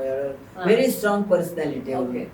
ಅಲ್ಲಿ ಬೆಳಗಾಂನಲ್ಲಿ ನಾನ್ ಬೆಳೆದ್ರೆ ಅವ್ರ ಪಾಲಿಟಿಕ್ಸ್ ಹೆಂಗ್ರಿ, ಅಲ್ಲಿ ಇರಾವತ್ತಿನ ಬೆಳಗಾಂ ಕಳಿಸ್ಬೇಡ್ರಿ, ಅವ್ರಲ್ಲೇ ಬೆಂಗಳೂರಿಗೆ ಎಲ್ಲೇ ಇರ್ಲಿ. ಪೋಸ್ಟ್ ಕೊಟ್ರು. ನನ್ ಕಾವೇರಿ ಚೇರ್ಮನ್ ಮಾಡಿದ್ರಲ್ಲಮ್ಮ ರಾಮಕೃಷ್ಣ ಹೆಗಡೆ ಅವರು. ಕಾವೇರಿ ಹ್ಯಾಂಡಿಕ್ರಾಫ್ಟ್ ಡೆವಲಪ್ಮೆಂಟ್ ಕಾರ್ಪೊರೇಷನ್ ಇದೆಯಲ್ಲ ಬೆಂಗಳೂರಲ್ಲಿ, ಈ ಸದ್ಯ ಅವರೆಲ್ಲ ಗಲಾಟೆ ಮಾಡ್ತಾರೆ, ನಿಮ್ಗೆ ಕೊಡ್ಬೇಡ ಅಂತೇಳಿ ಕಾವೇರಿ ಚೇರ್ಮನ್ ಮಾಡ್ತೇನೆ. ಸ್ಟೇಟ್ಗೆ ನನ್ನ ಪೊಲಿಟಿಕಲ್ ಸೆಕ್ರೆಟರಿ ಮಾಡಿದ್ರು ಹೆಗಡೆ ಅವರು. ಸರ್ ನಾನು ಬರೀ ಪೋಸ್ಟ್ ಲೆಟರ್ ನಲ್ಲಿ ಹಾಕೊಳ್ಳೋದಕ್ಕ ಕೆಲಸ ಏನಂದ್ರು, ಎಲ್ಲ ಫೈಲ್ ನಿಮ್ ಥ್ರೂ ಹೋಗೋಂಗ್ ಮಾಡ್ತೇನ್ರಿ ಲೀಲಾವತಿ ಅಂತಂದ್ರು. ನನಗೆ ಆಫೀಸ್ ಕೊಟ್ರು, ಟೈಪಿಸ್ಟ್ ಕೊಟ್ರು, ಫೈಲ್ಗಳೆಲ್ಲ ನನ್ ಥ್ರೂ ಹೋಗೋಂಗ ಮಾಡಿದ್ರು. ರಾಮಕೃಷ್ಣ ಹೆಗಡೆ ಮಾಡಿದ್ರು. ಅವಾಗೆಲ್ಲ MLA ನನ್ ಚೇಂಬರ್ ಬರಕ್ ಶುರು ಅವಾಗ್ಲೇ. ನೀವೆಲ್ಲ ಇಲ್ಲಿ ಕರ್ನಾಟಕದಲ್ಲಿ ಎಷ್ಟೊಂದು ಕೆಲಸ ಮಾಡಿದ್ರಿ, ಇಲ್ಲಿ ಹಳ್ಳಿಗಳಲ್ಲಿ ಕೆಲಸ ಮಾಡಿದ್ರಿ. ಇಲ್ಲಿ ಹಳ್ಳಿಯಿಂದ ನೀವು ಡಿಲ್ಲಿಗೆ ಯಾವಾಗಾದ್ರೂ ಹೋದ್ರ? ಅಲ್ಲಿ ಕೆಲವು ಪ್ರಾಜೆಕ್ಟ್ಸ್ ತರಬೇಕಾಗಿತ್ತಲ್ಲ ನನ್ನ ಕ್ಷೇತ್ರಕ್ಕೆ, ಅಥವಾ ಕರ್ನಾಟಕಕ್ಕೆ ಪ್ರಾಜೆಕ್ಟ್. ಹಿಪ್ಪರಿಗೆ ಬ್ಯಾರೇಜ್ ನೋಡಿ, ದೊಡ್ಡ ಬ್ಯಾರೇಜ್ ಅದು. 1200 ಎಕರೆ ಜಮೀನಿಗೆ ನೀರು ಕೊಟ್ಟರು ನಾನು ಇವತ್ತಿನ ದಿವಸ. ನಿಜ ಹೇಳ್ಬೇಕಂತಂದ್ರೆ ಅದಕ್ಕೆ ಡಿಫೆಕ್ಟ್ ಇತ್ತು. ದೇವೇಗೌಡರು ಅವಾಗ PWD ಮಂತ್ರಿ. ಈ ಹಿಪ್ಪರಿಗೆ ಬ್ಯಾರೇಜ್ ಅದು ಈ ಡಿಫೆಕ್ಟ್ ಸರಿ ಮಾಡ್ಬೇಕಲ್ಲ ಅಂತಂದ್ರು. ಬಾಂಬೆನಲ್ಲಿ ಇರಿಗೇಷನ್ ಮಂತ್ರಿ ನೋಡ್ಬಿಟ್ಟು ಲೆಟರ್ ಬರ್ದೆ, ಏನ್ ಡಿಫೆಕ್ಟ್ ಇದೆ ನನಗೆ ಹೇಳಿ. ಅದು ಯಾಕಂದ್ರೆ ನೀರ್ ಪೋಲ್ ಆಗ್ತಾ ಇದೆ, ಮುಂದಕ್ಕೆ ಹೋಗ್ತಾ ಇಲ್ಲ, ರೈತರು ಬಹಳ ಕಷ್ಟ ಪಡ್ತಾ ಇದ್ದಾರೆ ಅಂತಂದ್ರು. ಅವ್ರ ದೇವೇಗೌಡರು ಅವಾಗ PWD ಮಂತ್ರಿ, ನಾನು ಅವ್ರ ಕ್ಯಾಬಿನೆಟ್ ನಲ್ಲಿ ಇದ್ದೆ. ಒಂದ್ಸಲ ಬನ್ನಿ ಸರ್ ಅಂತ ಕರೆದೆ. ಬಂದ್ರು ಅವ್ರು, ದೇವೇಗೌಡರು ಬಂದ್ರು. ಬಂದ್ಬಿಟ್ಟು ನೋಡಿದ್ರು ಅವರು, ಈ ನೀರೆಲ್ಲ ಭೂಮಿನಲ್ಲಿ ಹೋಗ್ತಾ ಇದೆ, ಇದು ರೈತರ ಜಮೀನಿಗೆ ಹೋಗ್ಬೇಕು ಅಂತಂದಾಗ ಬಾಂಬೆನಲ್ಲಿ ಅದರ ಎಕ್ಸ್ಪರ್ಟ್ ಇದ್ರು ಯಾರೋ ಇರಿಗೇಷನ್ ಮಂತ್ರಿ ನೋಡ್ಬಿಟ್ಟು, ನೀವು ಎಕ್ಸ್ಪರ್ಟ್ ಅನ್ನು ಕಳಿಸಿ ಅಂತ ಹೇಳ್ಬಿಟ್ಟು ಆ ಎಕ್ಸ್ಪರ್ಟ್ ಅನ್ನು ಕರೆಸಿ ಅವ್ರಿಗೆ ಸನ್ಮಾನ ಮಾಡಿ ಏನಿದೆ ಡಿಫೆಕ್ಟ್ ನೋಡಿ ಅಂದ್ರೆ ನೀರು ಹರಿಯೋದು ಬಿಟ್ಬಿಟ್ಟು ಭೂಮಿ ಒಳಗೇನೆ ಹೋಗ್ತಾ ಇತ್ತು. ಅದನ್ನ ಡಿಫೆಕ್ಟ್ ಎಲ್ಲ ಸರಿ ಮಾಡ್ಬೇಕಾದ್ರೆ ದೇವೇಗೌಡರನ್ನ ಕರೆಸ್ಬಿಟ್ಟು ಬಜೆಟ್ ನಲ್ಲಿ ದುಡ್ಡು ಇರ್ಲಿಲ್ಲ. ನೆಕ್ಸ್ಟ್ ಬಜೆಟ್ ಆಗುವಾಗ ನಾನು ಹೋಗಿ ಕೂತ್ಕೊಂಡೆ. ನಾನು ಸುಮ್ಮನೆ ನಾಮಿನಲ್ ಇಟ್ಟಿದ್ರು ಬಜೆಟ್ ನಲ್ಲಿ 1,000 2,000 80,000 1,00,000 ಎಷ್ಟು ಬಜೆಟ್ ನಲ್ಲಿ ಹಾಕ್ಸಿ ಅದನ್ನ ರಿಪೇರಿ ಮಾಡಿಸ್ದೆ. ಆ ಸಮಯದಲ್ಲಿ ಇರಿಗೇಷನ್ ಮಿನಿಸ್ಟರ್ ಆಗಿದ್ರ? ಇಲ್ಲ, ನಾನು ಬರೀ MLA. ಆ ಸಮಯದಲ್ಲಿ ಕೆಲಸ ಮಾಡಿದೆ. ಆಮೇಲೆ ದೇವೇಗೌಡರು ಪ್ರಧಾನಮಂತ್ರಿ ಆಗೋ ಸಮಯದಲ್ಲಿ ಒಂದ್ ಸುಂದರವಾದ ಕತೆ ಇದೆ. ಆ ಕತೆ ಏನು ಅಂದ್ರೆ, ನೀವು ಇಲ್ಲಿಂದ ಮಹಿಳೆಯರನ್ನ 120 ಕರ್ಕೊಂಡು ಹೋಗ್ತೀರಾ ಡೆಲ್ಲಿಗೆ. ಹೌದು. ಯಾಕೆ ಅಂತಂದ್ರೆ 33% ರಿಸರ್ವೇಶನ್. ನನ್ಗೆ ಮೊದ್ಲೇನ್ ಹೇಳುದು, ಮಹಿಳೆಯರು ಹೆಚ್ಚಿನ ಸಂಖ್ಯೆಯಲ್ಲಿ ಬರ್ಬೇಕು ಅಂದ್ರೆ ಅವ್ರಿಗೆ ನೀವು ಟಿಕೆಟೇ ಕೊಡದಿದ್ರೆ ಅವ್ರನ್ನ ನಾವು ರಾಜಕೀಯಕ್ಕೆ ತರದ್ರೆ ಎಲ್ಲಿಂದ ಬರ್ತಾರೆ ಅಂತ ವಾದ ಮಾಡಿದೆ ಒಂದ್ಸಲ. 224 ಜನದಲ್ಲಿ ನಾವು 6 ಜನನ 7 ಜನ MLAs ಲೇಡೀಸು. ಏನ್ ಧ್ವನಿ ಇರ್ತದೆ ನಮ್ಗೆ ಕೂಗಾಡೋದಕ್ಕೆ? ಅದೇ ನೀವು ಅವ್ರನ್ನ ದಿಲ್ಲಿ ಕರ್ಕೊಂಡು ಹೋಗ್ತಿರಲ್ಲ ಈ ಜನನ, ದಿಲ್ಲಿ ಕರ್ಕೊಂಡು ಹೋಗಿ. ಅದೇನ್ ಕತೆ ಅಮ್ಮ? ಅದು ಸಲ ದೇವೇಗೌಡರು ಏನ್ ಹೇಳಿದ್ರು, 33% ರಿಸರ್ವೇಶನ್ ದಿಲ್ಲಿನಲ್ಲಿ ಒಂದು ವಿಜ್ಞಾನ ಭವನದಲ್ಲಿ ಒಂದು ಕಾನ್ಫರೆನ್ಸ್ ಮಾಡೋಣ. 33% reservation not only for Karnataka, entire ಕಂಟ್ರಿಗೆ ಆಗ್ಬೇಕು ಅಂತ. ಅವಾಗ ನೀವು ಎಲ್ಲರನ್ನು ಕರ್ಕೊಂಡು ಬನ್ನಿ ಅಂತಂದ್ರು. ಫೋನ್ ಮಾಡಿದ್ರು ನಂಗೆ ದೇವೇಗೌಡರು ಪ್ರಧಾನಮಂತ್ರಿ ಆಗ್ಬೇಕಂತಂದ್ರೆ ನನ್ನ ರಾಜ್ಯಸಭಾ ಸೀಟ್ ನಲ್ಲಿ ಆಗಿದ್ದವರು ನನ್ನ ರಾಜ್ಯಸಭಾ ಕಳಿಸಿದ್ರು. ಅಂದ್ರೆ 4 ಜನನ ರಾಜ್ಯಸಭಾ ಕಳಿಸ್ಬೇಕಾಗಿತ್ತು. ಮಾತಾಡುವಾಗ ಏನ್ ಹೇಳ್ಬಿಟ್ರು ಅವ್ರು ಪಬ್ಲಿಕ್ ನಲ್ಲಿ, ಒಬ್ರು ಲೇಡಿನ ಕಳಿಸ್ತೀವಿ ಅಂತಂದ್ರು. ಒಬ್ರು ಲೇಡಿನ ಕಳಿಸ್ಬೇಕಂದ್ರೆ ಯಾರನ್ನ ಕಳಿಸ್ಬೇಕು? ನನಗೆ I can speak Hindi, I can speak English, I can speak Marathi, ಇವ್ 3-4 ಭಾಷೆ ಬರ್ತೇ ಅಂದ್ರೆ ಲೀಲಾವತಿನ ಕಳಿಸೋಣ. ಅವಾಗೆಲ್ಲ ನಮ್ಮ ಪಾರ್ಟಿನಲ್ಲಿರೋ ಲೇಡೀಸ್ ಎಲ್ಲಾರು ನನ್ ಮೇಲೆ ಗಲಾಟೆ. ಏನ್ರಿ MLA ಇವಳೇ ಆಗ್ಬೇಕು, ಪಾರ್ಲಿಮೆಂಟ್ಗೆ ಇವಳೇ ಹೋಗ್ಬೇಕು, ಮಂತ್ರಿ ಇವಳೇ ಆಗ್ಬೇಕು, ಬೇರೆ ಹೆಣ್ಮಕ್ಳು ಕಾಣೋದಲ್ವ ಅಂತ ಕಪ್ಪು ಕರಿ ಬಟ್ಟೆ ಹಾಕೊಂಡು ನನ್ ಮೇಲೆ ಗಲಾಟೆ ಮಾಡಿದ್ರು. ಅಂದ್ರೆ ನೀವೊಂದ್ ಮಾತು ಹೇಳ್ತೀರಮ್ಮ, ನೀವ್ ಹೇಳ್ತೀರಾ ಮಹಿಳೆಯರು ಒಬ್ರಿಗೊಬ್ರಿಗೆ ಸಪೋರ್ಟ್ ಮಾಡ್ಬೇಕು ಅಂತ. ಯಾವ ಪಾರ್ಟಿ ಇರಲಿ, ಆದ್ರೆ ನೀವ್ ಈ ಮಾತು ಹೇಳಿದ್ರೆ ಎಷ್ಟೊಂದ್ ಕಡೆ ನಾವ್ ಯಾವ ಪಾರ್ಟಿಲಿ ಇದ್ರು ಯಾವ ಪಾರ್ಟಿನಲ್ಲೂ ಮಹಿಳೆಯರಿಗೆ ಸಪೋರ್ಟ್ ಮಾಡೋದು. ಅದ್ಯಾಕಮ್ಮ? ಕೇಳ್ಬೇಕು ಮಹಿಳೆಯರು ಯಾಕಂತಂದ್ರೆ ಅದ್ ಬೇಕಲ್ವಾ? ಈ ಸಮಯಕ್ಕೆ ಬೇಕಾಗುತ್ತ? ಮಾಡೋದಿಲ್ಲ. ಆ ಸಮಯದಲ್ಲಿ ಮಾಡ್ತಾ ಮಾಡ್ಲಿಲ್ಲ. ಬಟ್ ಈ ಲೀಡರ್ಸ್ ಇದ್ರಲ್ಲ ಅವ್ರು ನನ್ ಪರವಾಗಿದ್ರು. ರಾಮಕೃಷ್ಣ ಹೆಗಡೆ, ಬೊಮ್ಮಾಯಿ, ದೇವೇಗೌಡರು 3 ಜನ. ಆ ಸಮಯದಲ್ಲಿ ಇಂದಿರಾ ಗಾಂಧಿ ಅವರು ಸಹ ಪ್ರಧಾನಮಂತ್ರಿ ಆಗಿರ್ತಾರೆ. ಇಂದಿರಾ ಗಾಂಧಿ ಕಾಂಗ್ರೆಸ್ನವರು, ನಾನ್ ಕಾಂಗ್ರೆಸ್ನವಳಲ್ಲ. ಇದರಲ್ಲಿ ಅಮೆರಿಕದಲ್ಲಿ ನ್ಯೂಯಾರ್ಕ್ ನಲ್ಲಿ ಒಂದು ಕಾನ್ಫರೆನ್ಸ್ ಆಯ್ತು. ಅವಾಗ ನಾನು ಸೆಲೆಕ್ಟ್ ಮಾಡಿದ್ರು ಇಂದಿರಾ ಗಾಂಧಿ. ಅವ್ರ ಹತ್ರ ಕಂಪ್ಲೇಂಟ್ ಮಾಡಿದ್ರಂತೆ ಎಲ್ಲರೂ. ಅವ್ರು ನಮ್ಮ ಪಾರ್ಟಿನಲ್ಲಿ ಎಲ್ಲ ಕಾಂಗ್ರೆಸ್ ಪಾರ್ಟಿನಲ್ಲಿ ಅವ್ರನ್ನ, but she is the only lady, she can speak in America ಅಂತ ಹೇಳ್ಬಿಟ್ಟು ಇಂದಿರಾ ಗಾಂಧಿ ನನಗೆ ಸಪೋರ್ಟ್ ಮಾಡಿ ಫಾರಿನ್ ಕಳಿಸಿದ್ದಾರೆ. ಶಿಕಾಗೋದಲ್ಲಿ ಅಲ್ಲೋಗಿ ಭಾಷಣ ಮಾಡಿದ್ರ. ನನ್ನ ಕಾನ್ಫರೆನ್ಸ್, ಆಲ್ ಇಂಡಿಯಾ ನ್ಯಾಷನಲ್ ಕಾನ್ಫರೆನ್ಸ್ಗೆ ನಾನು ಸೆಲೆಕ್ಟ್ ಮಾಡಿ ಕಳಿಸಿದ್ರು. ಇಂದಿರಾ ಗಾಂಧಿ ಅವರು ಒಂದ್ ಬಾರಿಗೆ ಬೆಂಗಳೂರಿಗೆ ಬಂದಾಗ. ಹೌದು, ಯಾಕಂದ್ರೆ AICC ಸೆಷನ್ ಆಯ್ತು. ಸದಾಶಿವನಗರದಲ್ಲಿ ಟೆಂಟ್ ಹಾಕಿದ್ರು ಎಲ್ಲಾನು. ಒಂದು ಟೆಂಟ್ ನಲ್ಲಿ ಇಂದಿರಾ ಗಾಂಧಿ ಇದ್ರು. ಟೆಂಟ್ ಕಾಯೋದಕ್ಕೆ ನಾನು ವಾಲಂಟಿಯರ್. ಇಂದಿರಾ ಗಾಂಧಿ ಟೆಂಟ್ ಕಾಯ್ಬೇಕು, ನಾನು ವಾಲಂಟಿಯರ್ ಆಗಿ ಕೆಲಸ ಮಾಡ್ಬೇಕು ಅಂತ ನಾನು ಹಾಕಿದ್ರಲ್ಲಿ. ನನ್ ಮಗು ಚಿಕ್ಕದೆ, ಅವಾಗ 3ನೇ ಮಗಳು ಬಹಳ ಚಿಕ್ಕವಳಿದ್ಲು ನನಗೆ. ಅವಳ ಟೆಂಟ್ ಕರ್ಕೊಂಡು ಹೋಗ್ಬಿಟ್ಟು ಹೊರಗೆ ಟೆಂಟ್ ಕಾಯ್ಬೇಕಲ್ಲ, ವಾಲಂಟಿಯರ್ ಕೆಲಸ. ದಿವಸದಲ್ಲಿ ರಾತ್ರಿ ಎಲ್ಲ ಹಗಲು ರಾತ್ರಿ ಹೊತ್ತು ಪೊಲೀಸರು ಅವ್ರು ಇವ್ರು ಎಲ್ಲ ಇರ್ತಿದ್ರು. ನಾನು ಮಗಳನ್ನ ಕರ್ಕೊಂಡು ಹೋಗಿ ಟೆಂಟ್ ಕಾಯ್ಬೇಕು ನಾನಲ್ಲಿ. Such a nice lady Indira Gandhi. Leelaji ಕ್ಯೂ ಬಾರ್ ನಿಂತೀರಿ ಅಂತ ಕೇಳಿದ್ಲಕ್ಕೆ, ಮುಜೆ ಮೈ ಕಾಮ್ ಕರ್ ರಹಿ ಅಂತಂದೆ ನಾನು. ಅಂದರಾವ್ ಅಂತ ಕರೆದ್ಲಕ್ಕೆ. ಆಮೇಲೆ ಊಟದ ಟೈಮ್, ನಮ್ಗೆ ಊಟದ ಟೈಮ್ ಆದ್ಮೇಲೆ ಏನ್ ತಂದಿದ್ಯಾ ಊಟ ಅಂತಂದ್ರು.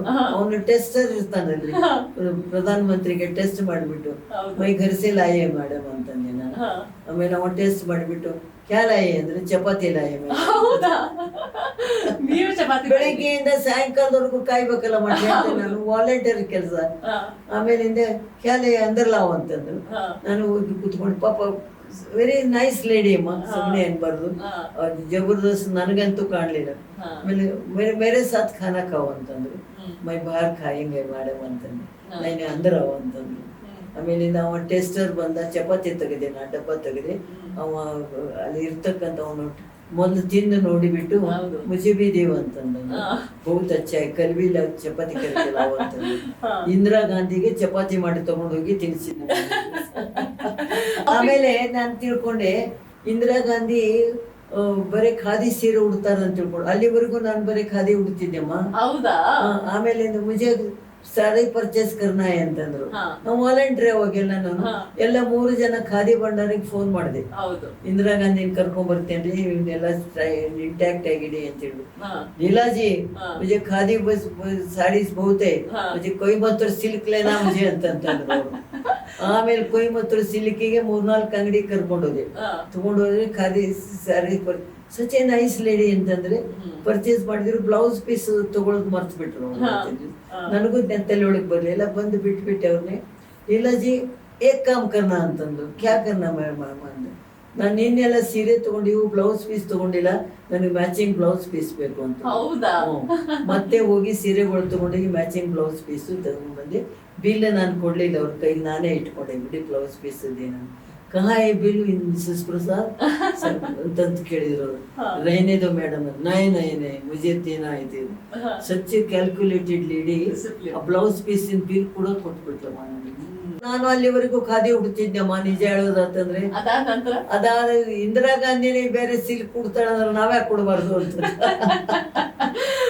ಇನ್ನೊಂದು ಪ್ರಶ್ನೆ ಏನು ಅಂತಂದ್ರೆ, ಮಹಿಳೆಯರಿಗೆ ಅವತ್ತಿಗೂ ಮಹಿಳೆ ಮತ್ತೆ ಮಕ್ಕಳ ಕಲ್ಯಾಣ ಇಲಾಖೆ ಕೊಡ್ತಾ ಇದ್ರು, ಇವತ್ತಿಗೂ ಬಹುಶಃ ಅದೇ ಜಾಸ್ತಿ ಕೊಡ್ತಾರೆ. ಮಂತ್ರಿ ಆದ ತಕ್ಷಣ ಮಹಿಳೆ ಮತ್ತು ಮಕ್ಕಳಿಗೆ ಕೊಡೋದು. ಆದ್ರೆ ನಾನು ಮಂತ್ರಿ ಆದ ತಕ್ಷಣ ದೇವೇಗೌಡರು ಪ್ರಧಾನ ಮಂತ್ರಿ ಆಗಿದ್ರು, ಮುಖ್ಯಮಂತ್ರಿ ಆಗಿದ್ರು. ನನ್ ಕರೆದು ಕೇಳಿದ್ರು, ನಿಮ್ಗೆ ಯಾವ ಪೋರ್ಟ್ಫೋಲಿಯೋ ಬೇಕಮ್ಮ ಅಂತ. I am so lucky. ನಾನು ಸರ್ ನಂದು ಕಾನ್ಸ್ಟಿಟ್ಯೂಯೆನ್ಸಿ ತುಂಬಾ ಹಿಂದುಳಿದಿದ್ದು, ನೀರಾವರಿಗೆ ಸಂಬಂಧಪಟ್ಟಿದ್ದು ಒಂದು ಪೋರ್ಟ್ಫೋಲಿಯೋ ಕೊಡಿ ಅಂತ. ನೀವು ಮಾಡ್ತೀಯಾ ಅಂತಂದ್ರು. ಕೊಟ್ಟು ನೋಡಿ, ಒಂದು 6 ತಿಂಗಳು ಮಾಡ್ಲಿಲ್ಲ ಅಂತಂದ್ರೆ ಚೇಂಜ್ ಮಾಡೋಣ ಅಂತ. ಅದಕ್ಕೆ ಜನ 100% ಅಪೋಸ್ ಮಾಡಿರ್ತಾರೆ. ಎಲ್ಲರೂ ಅಪೋಸ್ ಮಾಡಿದ್ರು. But first lady minor irrigation ಮಂತ್ರಿ ನಾನೇ ಲೇಡಿ. ನಿಮ್ಮಿಂದಾನೇ ಶುರು ಆಗಿರೋದು. ನಮ್ಮಿಂದಾನೇ ಶುರು ಆಯ್ತು. ಇವತ್ತಿಗೂ ಮಹಿಳೆಯರಂತ ಅಂದ್ರೆ ಸಣ್ಣ ಪುಟ್ಟ ಪೋರ್ಟ್ಫೋಲಿಯೋ, ಮಹಿಳಾ ಮತ್ತು ಮಕ್ಕಳದು ಸಣ್ಣ ಪುಟ್ಟ ಮಾತೇ ಇಲ್ಲ. ಅದನ್ನೇ ಕೊಡೋದು. ಬಡೋದೇ 1-2 ಕೊಡೋದು ಲೇಡಿಗೆ. ಕೊಟ್ರಿ ಎಲ್ಲ ಕ್ಯಾಬಿನೆಟ್ ಮಂತ್ರಿ ಆಗೋದು ಲೇಡಿ ಒಬ್ರೇ ಅಲ್ರಿ, ಒಬ್ರು ಇಬ್ರು. ನಮಗೆ ಲಲಿತಾ ನಾಯಕಿಗೆ ಇಬ್ಬರಿಗೆ ಮಾಡಿದ್ರು. ಲಲಿತಾ ನಾಯಕ ಪಾಪ ಯಾವ್ದೋ ಎಪಿಸೋಡ್ ನಲ್ಲಿ ಪಾಪ ಉಳಿಲಿಲ್ಲ. ನಾನು ಒಬ್ಳೇ ಉಳಿದೆ ಕ್ಯಾಬಿನೆಟ್ ನಲ್ಲಿ. ನೀವೇ ಉದಾಹರಣೆ ಅಮ್ಮ ನಮ್ಮೆಲ್ಲರಿಗೂ. ನೀವು ಆ ಮಿನಿಸ್ಟರ್ಶಿಪ್ ನ ತುಂಬಾ ಒಳ್ಳೆ ರೀತಿಯಲ್ಲಿ ನಿಭಾಯಿಸಿದೀರಾ. ಹೌದು. ಎಲ್ಲೋ ಒಂದ್ ಕಡೆ ಮಹಿಳೆಯರಿಗೆ ಆ ಶಕ್ತಿ ಕೊಡ್ಬೇಕಲ್ಲ, ಆ ಪೊಸಿಷನ್ ಕೊಡ್ಬೇಕು. ಇರಿಗೇಷನ್ ಕೊಟ್ಟಾಗ ತುಂಬಾ ಜನ ಮಾತಾಡಿದ್ರು, ಎಲ್ಲಿರಿ ಲೇಡಿಗೆ ಕೊಟ್ಟು ಬಿಟ್ಟಿದ್ದೀರಾ ಇರಿಗೇಷನ್ ಅಂತ. ಆದ್ರೆ ಬೆಂಗಳೂರಿನಲ್ಲಿ ವಿಜ್ಞಾನ ಭವನದಲ್ಲಿ ಸೌತ್ ಇಂಡಿಯಾ ಇರಿಗೇಷನ್ ಕಾನ್ಫರೆನ್ಸ್ ಆಯ್ತು. ನಾನು ಎಲ್ಲಾ ಬುಕ್ ತಗೊಂಡು ಬಂದು ಎಲ್ಲ ಓದಿ ಮಾಡಿ ಏನೇನಾಗ್ಬೇಕು, ಗಂಗಾ ಕಾವೇರಿ ಜಾಯಿಂಟ್ ಆಗ್ಬೇಕು ಅಂತ ಕಾನ್ಫರೆನ್ಸ್ ನಲ್ಲಿ ಹೇಳಿದೆ ನಾನು ಅದನ್ನ. ಅವಾಗ ನಾನೇ ಫಸ್ಟ್ ಹೇಳಿರೋದು. ನೀವು ಇನ್ನೊಂದು ಮಾತು ಹೇಳಿದೀರಾ ಅಮ್ಮ, ನಾನು ನೋಡಿದ ಇಂಟರ್ವ್ಯೂ ನಲ್ಲಿ. ನೀವ್ ಹೇಳ್ತೀರಾ ಪಾಲಿಟಿಕ್ಸ್ ಅಲ್ಲಿ ಮಹಿಳೆ ಬರ್ಬೇಕು ಅಂತ ಅಂದ್ರೆ ಎಲ್ಲೋ ಒಂದ್ ಕಡೆ ಅವ್ರ ಗರ್ಲ್ ಫ್ರೆಂಡ್ ಆಗಿರ್ಬೇಕು, ಇಲ್ಲ ಅವ್ರಿಗೊಂದು ಗಾಡ್ ಫಾದರ್ ಇರ್ಬೇಕು ಅಂತ. ಅದು ನಿಜವಾಗ್ಲೂ ಎಲ್ಲೋ ತುಂಬಾ ಸತ್ಯ ಇದೆ ಅದರಲ್ಲಿ. ತುಂಬಾ ಕಷ್ಟ ಇದೆ ಅಮ್ಮ, ತುಂಬಾ ಕಷ್ಟ ಇದೆ. ಏನೋ ಸುದೈವ, ಐ ಲಕ್ಕಿ ಪರ್ಸನ್ ಹೇಳ್ಬೇಕಾದ್ರೆ. ನನ್ ಕೆಲ್ಸ ಎಲ್ಲರೂ ನೋಡಿದ್ರು ಅವರು. ನಾನು ಮೊದ್ಲೇನ್ ಹಿಡಿದು ಏನೇನ್ ಕೆಲಸ ಮಾಡ್ತಿದ್ದೆ ಅಂತ. ನನಗೆ god father god is A father. ನನಗೆ ಕೆಲಸ ನೋಡಿ ಕೊಟ್ರು ಹೊರತು ಇನ್ಯಾವುದಕ್ಕೂ ಆಬ್ಲಿಗೇಷನ್ ಹೋಗ್ತಿರ್ಲಿಲ್ಲ ನಾನು. ಒಳ್ಳೆ ಕೆಲಸ, ತುಂಬಾ ಮೆಂಟಲಿ ಸ್ಟ್ರಾಂಗ್ ಇರ್ಬೇಕು, ಸ್ಟ್ರಾಂಗ್ ಇರ್ಬೇಕು. ಯಾರಿಗೂ ಈಡ್ ಆಗ್ಬಾರ್ದಮ್ಮ, ಸತ್ಯವಾಗಿ ಮಾತಾಡ್ಬೇಕು. ಎಜುಕೇಶನ್ ಬಂದ್ಬಿಟ್ಟಿದೆ ಮಹಿಳೆಯರಿಗೆ. ಆದ್ರೆ ಇನ್ನೊಂದು ಡೆವಲಪ್ಮೆಂಟ್, ವ್ಯಕ್ತಿತ್ವದ ಒಂದು ಡೆವಲಪ್ಮೆಂಟ್ ಬೇಕಲ್ಲ. ಮತ್ತೆ ಕೆಲಸ ಮಾಡಿ ತೋರಿಸಿರ್ಬೇಕಲ್ಲಮ್ಮ. ಕೆಲ್ಸನೇ ಮಾಡದೆ ಸುಮ್ನೆ ಪೋಸ್ಟ್ ಕೊಡಿ ಅಂದ್ರೆ ಯಾರು ಕೊಡ್ತಾರೆ? ಹೌದು. ಅದ್ರ ಕೆಲಸ ಮಾಡಕ್ಕೆ ಬಿಡ್ತಾರ ಅಮ್ಮ? ಕೆಲಸ ಮಾಡಕ್ ತಗೋಬೇಕಮ್ಮ, ಬಿಡೋದೆಲ್ಲ ಬಂತು. ಯಾವ್ದೇ ಲೇಡಿ ಏನೇ ಕೆಲಸ ಮಾಡ್ಬೇಕಂತಂದ್ರು ನಾನು ಮಾಡತ್ತೇನೆ, ಕೊಟ್ ನೋಡಿ ಅಂತ ಹೇಳ್ಬೇಕಲ್ಲ. ಲೇಡಿಗೆ ಇರಿಗೇಷನ್ ಕೊಟ್ರಿ, ಗಂಗೆ ಅಂದ್ರೆ ಲೇಡಿ ರೀ, ನನಗ್ ಕೊಡದೆ ಇನ್ಯಾರಿಗೆ ಕೊಡ್ತಾರ ಅಂತಂದೆ. ಲೇಡಿಗೆ ಇರಿಗೇಷನ್ ಕೊಟ್ಬಿಟ್ಟಿದ್ದೀರಾ, ಲೇಡಿಗೆ ಇರಿಗೇಷನ್ ಕೊಟ್ಬಿಟ್ಟಿದ್ದೀರಾ ಅಂತ ಎಲ್ರು ಗಲಾಟೆ ಮಾಡಿದ್ರು ದೇವೇಗೌಡರಿಗೆ. ಆ ಅಮ್ಮ ಮಾಡ್ತಾಳೆ ಇಲ್ಲ, ಸುಮ್ಮನೆ ಇರ್ರಿ ಅಂತಂದ್ರು. ಬಟ್ ಐ ಪ್ರೂವ್ಡ್ ದ್ಯಾಟ್ ನಾನು ಇರಿಗೇಷನ್ ನಲ್ಲಿ ಕೂಡ ಬಾಂಬೆಗೆ ಹೋಗ್ಬಿಟ್ಟು ಬಾಂಬೆಯಿಂದ ಎಕ್ಸ್ಪರ್ಟ್ಸ್ ಅಂತ ಕರೆಸು, ಹಿಪ್ಪರಿಗೆ ಬ್ಯಾರೇಜ್ ನೀರು ಹೋಗೋದು ನಿಲ್ಸಿರಿ. ಒಂದ್ಸಲ ದೇವೇಗೌಡ್ರೆ ಬಂದ್ರು ನಾವು ಕ್ಷೇತ್ರಕ್ಕೆ, ಸರ್ ನಾನು ಇದೆಲ್ಲ ಮಾಡಿದ್ದೇನೆ ನೋಡಕ್ ಬನ್ನಿ ಅಂತ ಹೇಳ್ಬಿಟ್ಟು ಅವ್ರನ್ನ ಕರೆಸಿದೆ. ನೋಡ್ಬಿಟ್ಟು ಒಳ್ಳೆ ಕೆಲಸ ಮಾಡಿದೆ ಅಂದ್ರೆ ಅದು ಸೋರ್ತಾ ಇತ್ತು, ಅದನ್ನು ಎಕ್ಸ್ಪರ್ಟ್ ಅನ್ನು ಕರೆಸ್ಬಿಟ್ಟು ಬಾಂಬೆಗೆ ಅವ್ರ ಎಕ್ಸ್ಪರ್ಟ್ ಅನ್ನು ಕರೆಸಿ ನೀರು ಎಲ್ಲಿ ಹೋಗ್ತಾ ಇದೆ ನೋಡ್ರಿ ಅಂತ ಆ ತಳದಲ್ಲೇ ನೀರು ಸೋರೋದನ್ನ ಸಿಮೆಂಟ್ ಹಾಕ್ಬಿಟ್ಟು ನಿಲ್ಲಿಸಿದ್ದಮ್ಮ ನಾನು. ಅವಾಗ ನನ್ನ ಮೇಲೆ ಕಾನ್ಫಿಡೆನ್ಸ್ ಬಂತು ದೇವೇಗೌಡರಿಗೆ, ಈ ಅಮ್ಮನಿಗೆ ಏನ್ ಕೆಲಸ ಕೊಟ್ರು ಮಾಡ್ತಾಳ ಅಂತ. ಕೆಲಸ ಮಾಡಿ ತೋರಿಸ್ಬೇಕಲ್ಲಮ್ಮ. ಹೌದು, ಅದಿಲ್ಲದ್ರೆ ಪ್ಲಸ್ ಏನ್ ಗೊತ್ತಮ್ಮ, ಮಹಿಳೆಯರಿಗೆ ಎಲ್ಲೋ ಒಂದ್ ಕಡೆ ಕ್ಯಾರೆಕ್ಟರ್ ಅಸಾಸಿನೇಷನ್ ತುಂಬಾ ಮಾಡ್ತಾರೆ. ಮೊದಲೇ ಬಾರಿಗೆನೆ ಅವರ ಕ್ಯಾರೆಕ್ಟರ್ ಮೇಲೆ ಪ್ರಶ್ನೆಗಳನ್ನ ಹುಟ್ಟಿಸ್ಬಿಡ್ತಾರೆ.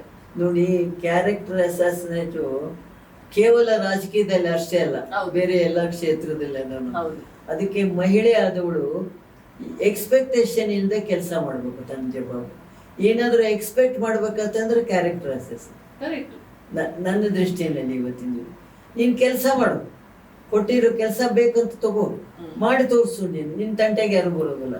ನೀನ್ ಕೆಲ್ಸಾನೇ ಮಾಡದೆ ನೀನು ಮಾಡಿದ್ರೆ ನಿನ್ ಕ್ಯಾರೆಕ್ಟರ್ ಅಸೋಸಿಯೇಷನ್ ಬರ್ತಾರೆ. ಎಷ್ಟೊಂದು ಒಂದು ಯಂಗ್ಸ್ಟರ್ಸ್ ಇದಾರಲ್ಲ ಅಮ್ಮ, ತುಂಬಾ ಎಜುಕೇಟೆಡ್ ಇರ್ತಾರೆ, ಅವ್ರಿಗೆ ಬದಲಾವಣೆ ಬೇಕು ಅಂತ ಇರುತ್ತೆ. ಆದ್ರೆ ರಾಜಕೀಯಕ್ಕೆ ಹೇಗ್ ಬರೋದು, ನಾಯಕತ್ವದಲ್ಲಿ ಹೇಗೆ ಮುಂದೆ ಬರೋದು, ಒಂದು ಲೀಡರ್ ಆಗಿ ಹೇಗೆ ಅವ್ರನ್ನ ಗುರುತಿಸ್ಕೊಂಡು ಮುಂದುವರೆಯೋದು. ನೋಡಿ, ವಿಲ್ ಪವರ್ ಬಹಳ ದೊಡ್ಡದು ಮಾಲೆ. ನಮ್ಗೆ ಅಧಿಕಾರ ಬೇಕಂದಾಗ ನಮ್ ಕ್ಯಾರೆಕ್ಟರ್ ನಾವು ಅದಕ್ಕೆ ಬಲಿ ಕೊಟ್ಟು ಬಿಟ್ರೆ ನಮ್ಗೆ ಅಧಿಕಾರ ಬರೋದಿಲ್ಲ. ಟೆಂಪರರಿ. ಕೆಲಸ ಮಾಡಿ ತೋರಿಸ್ರಿ, ಸ್ಟ್ರಾಂಗ್ ಆಗಿರಿ. ನೀವು ಅಧಿಕಾರಕ್ಕೆ ಬಲಿ ಬಿದ್ದುಬಿಟ್ಟು ನನಗೆ ಅದು ಬೇಕು ಇದು ಬೇಕು ಅಂತಂದಾಗ ನಿಮ್ ಕ್ಯಾರೆಕ್ಟರ್ ಹಾಳು ಮಾಡ್ಕೋಬೇಡಿ. ಆ ನಿಟ್ಟಿನಲ್ಲಿ ಸ್ಟ್ರಾಂಗ್ ಮೈಂಡ್ ಬೇಕು. ನಾನು ಸ್ಟ್ರಾಂಗ್ ಆಗಿ ಇರ್ಬೇಕು. ಇದು ಕೇವಲ ಪಬ್ಲಿಕ್ ನಲ್ಲಿ ಅಷ್ಟೇ ಅಲ್ಲ, ಮನೆಯಲ್ಲಿ ಕೂಡ ಬೇಕಲ್ಲಮ್ಮ. ಅದು should be very strong. Husband ಇರ್ಲಿ, ಅಣ್ಣ ಇರ್ಲಿ, ಅಪ್ಪ ಇರ್ಲಿ, ಯಾರಿಗಾದ್ರೂ ಅವ್ರಿಗೂ ಗೊತ್ತಾಗ್ಬೇಕಲ್ವಾ. ಸ್ಟಾರ್ಟ್ ಫ್ರಮ್ ದಿ ಹೋಮ್ ಅಲ್ವಾ. ಇವತ್ತಿನ ದಿವಸ ಇವಳಿಗೆ ಏನೇ ಕೆಲಸ ಕೊಟ್ರು ಕ್ಯಾರೆಕ್ಟರ್ ಬಗ್ಗೆ ಎಚ್ಚರವಾಗಿರ್ತಾಳ ಅನ್ನೋದು ಅವ್ರಿಗೆ ನಂಬಿಕೆ ಬರ್ಬೇಕಲ್ಲಮ್ಮ. ದಟ್ ನಂಬಿಕೆ ಇಸ್ ವೆರಿ ಇಂಪಾರ್ಟೆಂಟ್. ಅದನ್ನ ಏನು ಕೊಡ್ತಾರ ಅಂತ ಹೇಳ್ಬಿಟ್ಟು ಕ್ಯಾರೆಕ್ಟರ್ ಅಸೆಸ್ಮೆಂಟ್ ಮಾಡಿದ್ರೆ ಬದುಕ್ತಾಳ ಅವಳು. ಟೆಂಪರರಿ ಅದೆಲ್ಲ ತುಂಬಾ ಕಷ್ಟ ಇದೆ ಅಮ್ಮ. ಇದೆಲ್ಲ ಇಂಡಿವಿಜುವಲ್ ಆಗಿ ಯೋಚನೆ ಮಾಡ್ಬೇಕು. ಇಂಡಿವಿಜುವಲ್ ಆಗಿ ನಾನು ಇದು ಕರ್ಹಳ ಇದೇನೆ ಅಂತ ಯೋಚನೆ ಮಾಡ್ಬೇಕು. ಇಲ್ಲ ಅಂದ್ರೆ ಅದನ್ನ ಒಪ್ಕೋಬಾರ್ದು. ನನ್ನ ದೃಷ್ಟಿಯಲ್ಲಿ ನನಗಾಗೋದಿಲ್ಲ ಅಂದ್ರೆ ಬೇಡ, ಐ ಮಸ್ಟ್ ಬಿ ಸೇಫ್. ಇಲ್ಲಿ ನನಗೆ ಬೇಕು ಅಂತ ಅಧಿಕಾರ ಬೇಕಂದಾಗ ಮಾಡಬಾರ್ದೆಲ್ಲ ಮಾಡಕ್ ಶುರು ಮಾಡಿದ್ರೆ ಕೆಡ್ತಾರ. That is what I feel. ಒಂದು ಕಥೆ ಹೇಳ್ತೇನೆ ನಾನು ನಿಮ್ಗೆ. ಬೇರೆ ಕಾನ್ಸ್ಟಿಟ್ಯೂಯೆನ್ಸಿದವರು ನನ್ನ ಹತ್ರ ಬಂದ್ರು ಒಂದ್ಸಲ. ಅದಕ್ಕೆ ಸಂಬಂಧಪಟ್ಟ ಮಂತ್ರಿ ಏನ್ ಮಾಡಿದ್ರು, ನನ್ನ ಮುಂದೆನೆ ಹೆಸರು ಹೇಳೋದಿಲ್ಲ. ನಾನು ಹೋಗಯ್ಯ ಅಂತ ಹೇಳ್ಬಿಟ್ಟು ಅದನ್ನ ಕಸದ ಬುಟ್ಟಿಗೆ ಹಾಕಿದ್ರು ಅವರು. ನಾನು ಹೊರಗೆ ಹೋದೆ. ನಾನು ಹೋಗ್ಬಿಟ್ಟು ಎಲ್ಲಪ್ಪ ಏನಾಗ್ಬೇಕಾಗಿತ್ತು ನಿನಗೆ, ಪಾಪ ಬಡವ ಬೆಂಗಳೂರಿಗೆ ಬರ್ಬೇಕಾದ್ರೆ 1000 ರೂಪಾಯಿ ಖರ್ಚಾಗ್ತಾವ್ರಿ, ಏನಾಗ್ಬೇಕಪ್ಪ, ಸೆಕ್ರೆಟರಿ ಹತ್ರ ಕೆಲಸ ಆಗ್ಬೇಕಾಗಿತ್ತ. ನೋಡಿ ನಮ್ಮ ಮೇಲೆ ಹಿಂಗ ಕಸದ ಬುಟ್ಟಿಗೆ ಹಾಕಿದ್ರು. ಯಾವ ಸೆಕ್ರೆಟರಿ ಹತ್ರ ಆಗ್ಬೇಕಪ್ಪ ಅಂದ್ರೆ ಹಿಂಗೆ ಆಗ್ಬೇಕು ಬಾ ನನ್ ಜೋಡಿ ಅಂತಾನೆ. ನಾನು ಅವನ್ ಕರ್ಕೊಂಡು ಆ ಸೆಕ್ರೆಟರಿ ವಿಧಾನಸೌಧ ಹೋದೆ. ಬಡವ ಪಾಪ ಎಳಮಾರಿಗೆ ಬಂದಿದ್ದ ಅವನು, ಏನೋ ಸಹಾಯ ಆಗ್ಬೇಕ್ರಿ ಬಡವ್ರಿಗೆ. ಹೋಗ್ಬಿಟ್ಟೆ, ಸರ್ ಅವರು ಬಹಳ ಬಿಸಿ ಇದ್ರು ನನ್ ಕಳ್ಸಿದಾರಂತ ಅವ್ರಿಗೆ ಹೇಳ್ಬಿಟ್ಟು. ಯಾಕಂದ್ರೆ ಅವ್ರು ಯಾಕೆ ಬರ್ಲಿಲ್ಲ ಅನ್ನೋದು ಬೇಡ ಅಂತ, ನಿಮ್ ಕೆಲಸ ಆಗ್ಬೇಕು ಸರ್, ಅವ್ರು ಮಾಡಿಕೊಡು. ಹೌದಾ ನೀವು ಬಂದಿದ್ದೇನೆ ಅಂತ ಬಿಟ್ಟು ಮಾಡಿ 4 ಗಂಟೆಗೆ ಅವ್ರು ಕೊಟ್ರು. ನಾನು ಹೇಳಿದೆ ನಾ ಮಾಡಿಕೊಟ್ಟೇನೆ ಅಂತ ಹೇಳ್ಬೇಡ ಯಾರಿಗೂ ಊರಿಗೆ ಹೋಗಿ ಅಂತ. ಅವನು ಊರಿಗೆ ಹೋಗ್ಬಿಟ್ಟು ಬೆಳಗಾವಿನಲ್ಲಿ ಅವನು ಕಾನ್ಸ್ಟಿಟ್ಯೂನ್ಸಿ. ನೀವು ಬಾಡ್ಲಿಲ್ಲ ಬಾಯಿ ಅಂತಾರ ಆ ಕಡೆ ಎಲ್ಲ ಲೇಡೀಸ್ಗೆ, ಆ ಬಾಯಿ ಮಾಡಿಕೊಟ್ಲು ಅಂತ ಹೇಳ್ಬಿಟ್ಟು ಹೇಳ್ಬಿಟ್ಟು ಅವನು.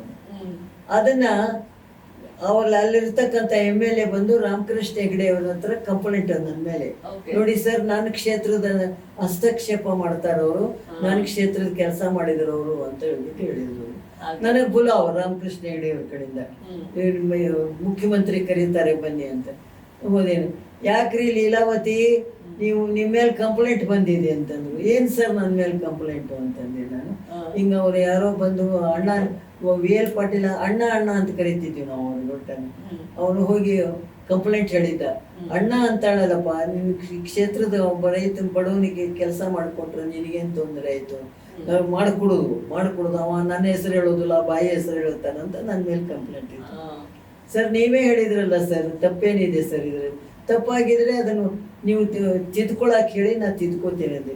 ಆಮೇಲೆ ನೀವು ಅಣ್ಣನ ಕರೆದು ಹೇಳ್ರಿ, ಬಡವ್ರು ಬಂದಾಗ ಯಾವುದೇ ಕ್ಷೇತ್ರ ಇದ್ರು ಕೆಲಸ ಮಾಡೋದು MLA ಕೆಲಸ ಅಂತ ಹೇಳ್ಬಿಟ್ಟು ನೀವೇ ಒಂದ್ಸಲ ಭಾಷಣದಲ್ಲಿ ಹೇಳಿದಿರಲ್ಲ, ನಾ ಮಾಡಿದ್ದೇನೆ ಅಂತ ಹೇಳಿದೆ. ಆಮೇಲೆ ನಕ್ಕೊಂಡು ಸುಮ್ಮನೆ ಆದ್ರು. ಅಂದ್ರೆ ಅಷ್ಟರ ಮಟ್ಟಿಗೂ ಕೂಡ ಬೆಳಗಾವಿ ಡಿಸ್ಟಿಕ್ ನಲ್ಲಿ, ಎಲ್ಲಾ ಡಿಸ್ಟಿಕ್ ನಲ್ಲಿ ಹಾಗೇನೆ ಅವ್ರ ಕ್ಷೇತ್ರಕ್ಕೆ ಸಂಬಂಧಪಟ್ಟವ್ರು ಆ MLAನೇ ಮಾಡ್ಬೇಕು, ಬೇರೆಯವ್ರು ಮಾಡಿದ್ರೆ ಸಹನ ಆಗೋದು. ಅದು ರಾಜಕೀಯದಲ್ಲಿ ನಿಮ್ಗೆ ಯಾರು ಮಾದರಿ ಅಮ್ಮ? ಯಾರೋ ಮಹಿಳೆಯರೋ ಇದ್ರ ಮಾದರಿಯಾಗಿ ನೀವು ಅವ್ರು ನೋಡ್ಬಿಟ್ಟು ತುಂಬಾ ಸ್ಟ್ರಾಂಗ್ ವುಮೆನ್ ಇವ್ರು ಅಂತ ನೀವ್ ಅನ್ಕೊಂಡಂಗೆ? ನೋಡಿ, ವಿರೋಧ ಪಕ್ಷದಲ್ಲಿ ನಾಗರತ್ನಮ್ಮ, ಕಬ್ಬಳ್ಳಿ ನಾಗರತ್ನಮ್ಮ ದೊಡ್ಡವರಿದ್ರಲ್ಲ, ಅವಳು ಸ್ವಲ್ಪ ಸ್ಟ್ರೇಟ್ ಫಾರ್ವರ್ಡ್ ಆಗಿ ಮಾತಾಡ್ತಿದ್ದಾರೆ. ವಿರೋಧ ಪಕ್ಷದ ಲೀಡರ್ ಮಾಡಿದ್ದಾರೆ ಅವಳು, ಕಬ್ಬಳ್ಳಿ ನಾಗರತ್ನಮ್ಮ.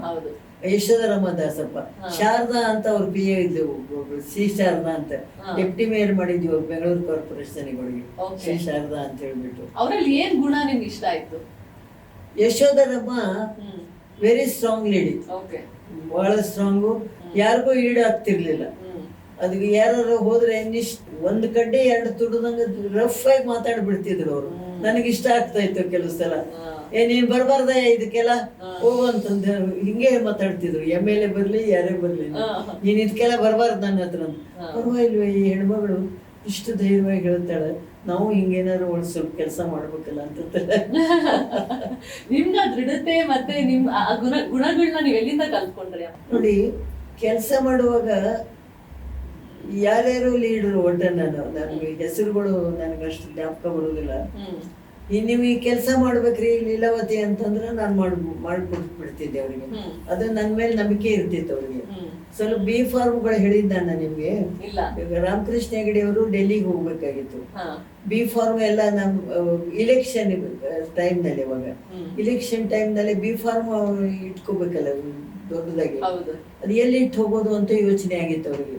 ಆಮೇಲೆ ಅವ್ರು ಏನ್ ಹೇಳಿದ್ರು, ಲೀಲಾವತಿ ಮನೆಯಾಗಿಡ್ರಿ, ನಾ ಬರೋವರ್ಗುನು ನಮ್ಮ ನಾಡೋದು ಬರ್ತೇನೆ, ಆಮೇಲೆ ತಗೋತೇನೆ ಅಂತ. ಎಲ್ಲಾ B.Pharmಗಳು ನನ್ನ ಮನೇಲಿ ಕಳಿಸಿದ್ರು ಹೆಗಡೆಯವರು. ನನಗೆ ಯೋಚನೆ ಆಗೋಯ್ತು, ಇದ್ಯಾಕೆ ಅಂತ. ಇಲ್ಲ, ಹೆಗಡೆಯವರನ್ನು ಡೆಲ್ಲಿಗೆ ಹೋಗ್ಬೇಕಂತ ಬರೋವರ್ಗುನು, ಅಂದ್ರೆ ನನ್ ಮೇಲೆ ನಂಬಿಕೆ ಇಟ್ಟಿದ್ದು, ನಾನು ಎಷ್ಟು ನಂಬಿಕೆ ಸಾಲ ಅಂತಂದ್ರೆ ಎಲ್ಲರ B.Pharm ನನ್ನ ಮನೇಲಿ. ನಾನು ಗೋಡ್ರೇಜ್ ತೆಗೆದು ನನ್ನ ಬಟ್ಟೆ ಎಲ್ಲ ತೆಗೆದು ಆ B.Pharm ಪೆಟ್ಟಿಗೆ ಎಲ್ಲ ಇಟ್ಬಿಟ್ಟು ನಾನು ಬೀಗ ಹಾಕಿದೆ. ಯಾವನ್ ತಗೊಂಡು ಬಂದವನು ಅವನು, ಅಮ್ಮ ಒಂದೆರಡು B.Pharm ನೋಡಪ್ಪ, ನನ್ನ ಮೇಲೆ ನಂಬಿಕೆ ಇಟ್ಬಿಟ್ಟು ಮುಖ್ಯಮಂತ್ರಿಗಳು B.Pharm ಕಳಿಸಿದ್ದಾರೆ, ನಾನು ತೆಗೆದು ಬಿಟ್ರೆ ನಾನು ಮೋಸ ಮಾಡ್ದಂಗಲ್ವಾ, ನಾನು ಯಾರಿಗೂ ಅವ್ರು ಬರೋವರೆಗೂ ಹೆಂಗಿತ್ತು ಹಂಗೆ ಇಂಟ್ಯಾಕ್ಟ್ ಕೊಡ್ತೇನೆ ಅಂದ್ರು. ಒಂದು 2 B.Pharm ತೆಗೆದು ಇಟ್ಕೊಳಮ್ಮ, ನಮ್ಗೆ ಕೊಡು ಅಂತಂದೆ. ನೋ ಅಂತಂದೆ. ಅದಕ್ಕೆ ಹೆಗಡೆಯವ್ರ ಮೇಲೆ ನಾನು ಬಂದ ತಕ್ಷಣ, ನೋಡಿ ಸರ್ ಹಿಂಗಂದ, ಅದಕ್ಕೆ ನಾನು ನಿಮ್ಮ ಮನೆಗೆ ಕೂಟ್ಟು ಹೋಗಿದ್ದೀನಿ ಅಂತ. ಅಷ್ಟ್ರ ಮೇಲೆ ನನ್ ಮೇಲೆ ನಂಬಿಕೆ ಅವರಿಗೆ. ನಂಬಿಕೆ ಉಳಿಸ್ಕೋಬೇಕಲ್ಲಮ್ಮ. ನಾನು 2 B.Pharm ಇತ್ತು, ಒಂದು 10,000ಕ್ಕೆ 20,000ಕ್ಕೆ ಅವನಿಗೆ B.Pharm ಕೊಟ್ಟು ದುಡ್ಡು ಮಾಡಿದ್ರೆ ನಂಬಿಕೆ ಉಳಿತಿದ್ದ?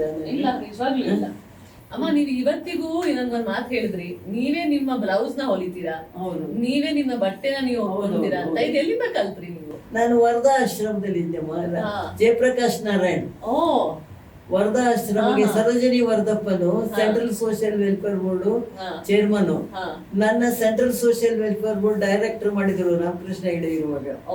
ನಾನ್ ಮೀಟಿಂಗ್ ಹೋಗ್ತಾ ಇದ್ದೆ. ನಾನು ಯಾವ ವಯಸ್ಸಲ್ಲಮ್ಮ ಅದು? ಸುಮಾರು 20-25 ವರ್ಷದಿಂದ. ಐ ವಾಸ್ ಯಂಗ್, 28-30 ವರ್ಷದೊಳಗೆ ಇರ್ಬೇಕು. 90 ಆಗೋಯ್ತು ಇವಾಗ. ಅವಾಗ ಬಹುದಾಗಿದ್ರೆ ಅವಾಗ central social welfare board director ನಾನು ಅವಾಗ, ಸರೋಜಿನಿ ವರ್ಧಪ್ಪನು ಚೇರ್ಮನ್ ಅವಾಗ. ಅಲ್ಲಿ ಕ್ಷೇತ್ರದಲ್ಲಿ ಮಹಿಳಾ ಮತ್ತು ಮಕ್ಕಳಿಗಾಗಿ ಒಂದು ಪ್ರಾಜೆಕ್ಟ್ ಕೊಟ್ರು ನನಗೆ. ಆ ಪ್ರಾಜೆಕ್ಟ್ ನೀನು ಅದನ್ನ ಇಂಪ್ಲಿಮೆಂಟ್ ಮಾಡಬೇಕು ಅಂತ ಹೇಳ್ಬಿಟ್ಟು ನಾನು ನನ್ನ ಕ್ಷೇತ್ರದಲ್ಲಿ ಒಂದು ಹಳ್ಳಿನಲ್ಲಿ ಇಂಪ್ಲಿಮೆಂಟ್ ಮಾಡಿದೆ. ನಾನು ಮಾಡ್ಲಮ್ಮ ಅಂದ್ರು, ಮಾಡೆ ಅಂತಂದ್ರು ಸರೋಜಿನಿ ವರ್ಧಪ್ಪನವಾಗ.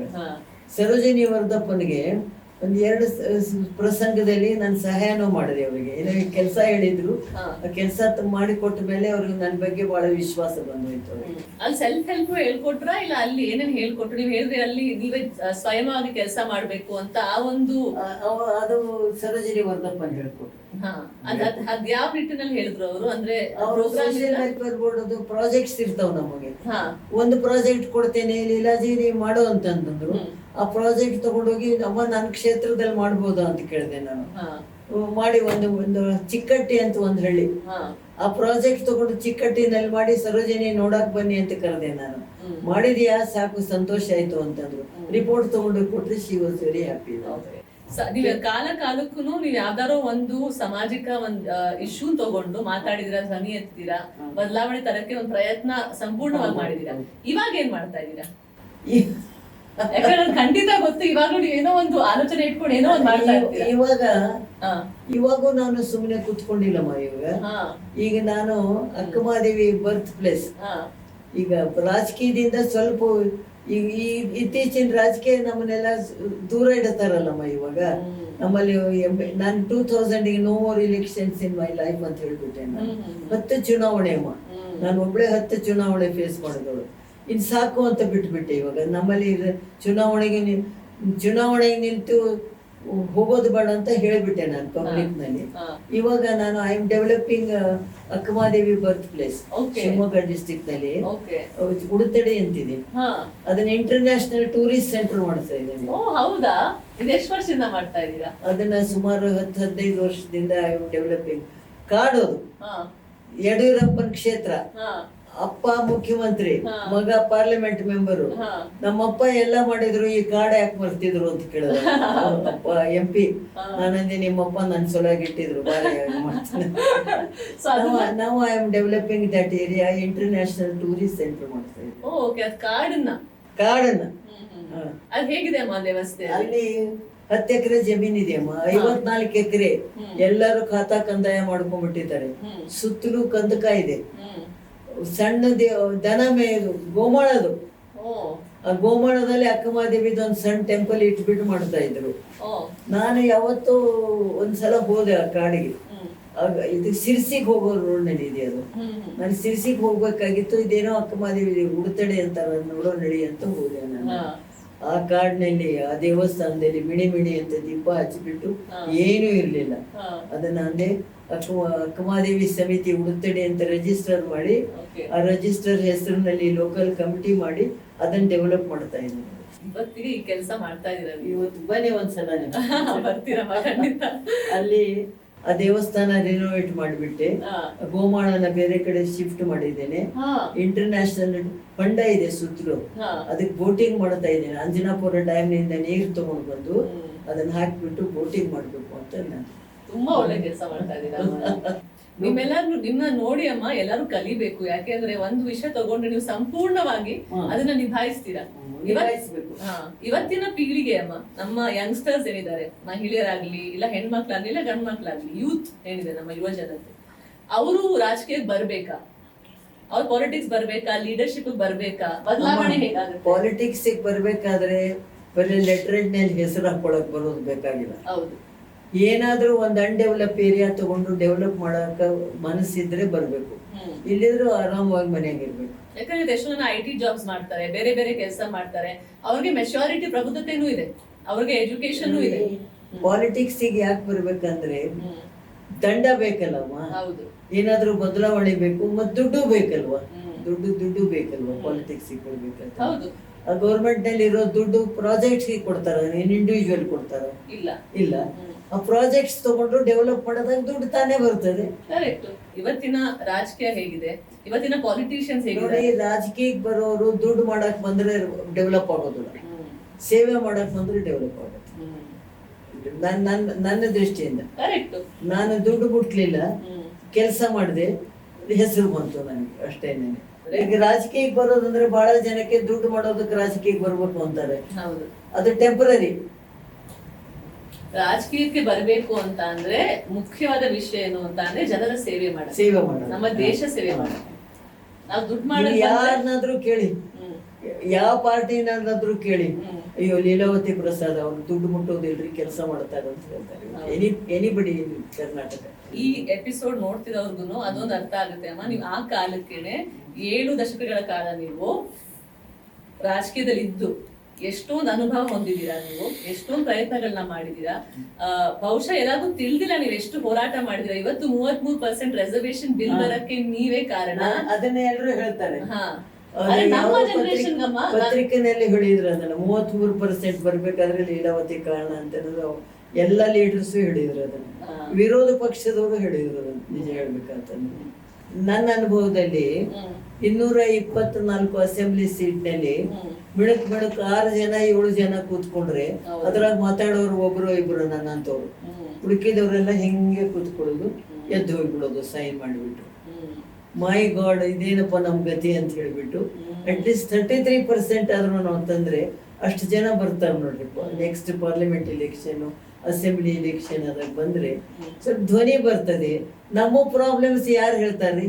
ಕರೆಕ್ಟ್, ನಾವೇ ಹೇಳ್ಬೇಕಲ್ವಾ? ನಾವ್ ಹೇಳ್ಬೇಕಾದ್ರೆ ನಮಗ್ ಶಕ್ತಿ ಬೇಕಲ್ಲ, ಕರೆಕ್ಟ್, ನಮಗ್ ಸಪೋರ್ಟ್ ಮಾಡೋರು ಬೇಕಲ್ಲ, ಪರಿಹಾರ ನಾವೇ ಕಂಡಿದ್ದೀವಿ. ಮತ್ತೆ ನಮ್ ಪವರ್ನ ಯಾರು ಹೇಳ್ತಾರೆ ಇವತ್ತಿನ ದಿವಸ? ನಾವೇ ಹೇಳ್ಬೇಕಾದ್ರೆ. ಮಹಿಳೆ ಹುಡುಗಿ ಅಂತ ಅಂದ್ರೆ, ಹೆಣ್ಣು ಅಂದ್ರೆ ಸ್ವಂತ ಅಧಿಕಾರಕ್ಕೋಸ್ಕರ ಅವಳು ಸ್ವತಃ ಅವಳೇ ಹೋರಾಟ.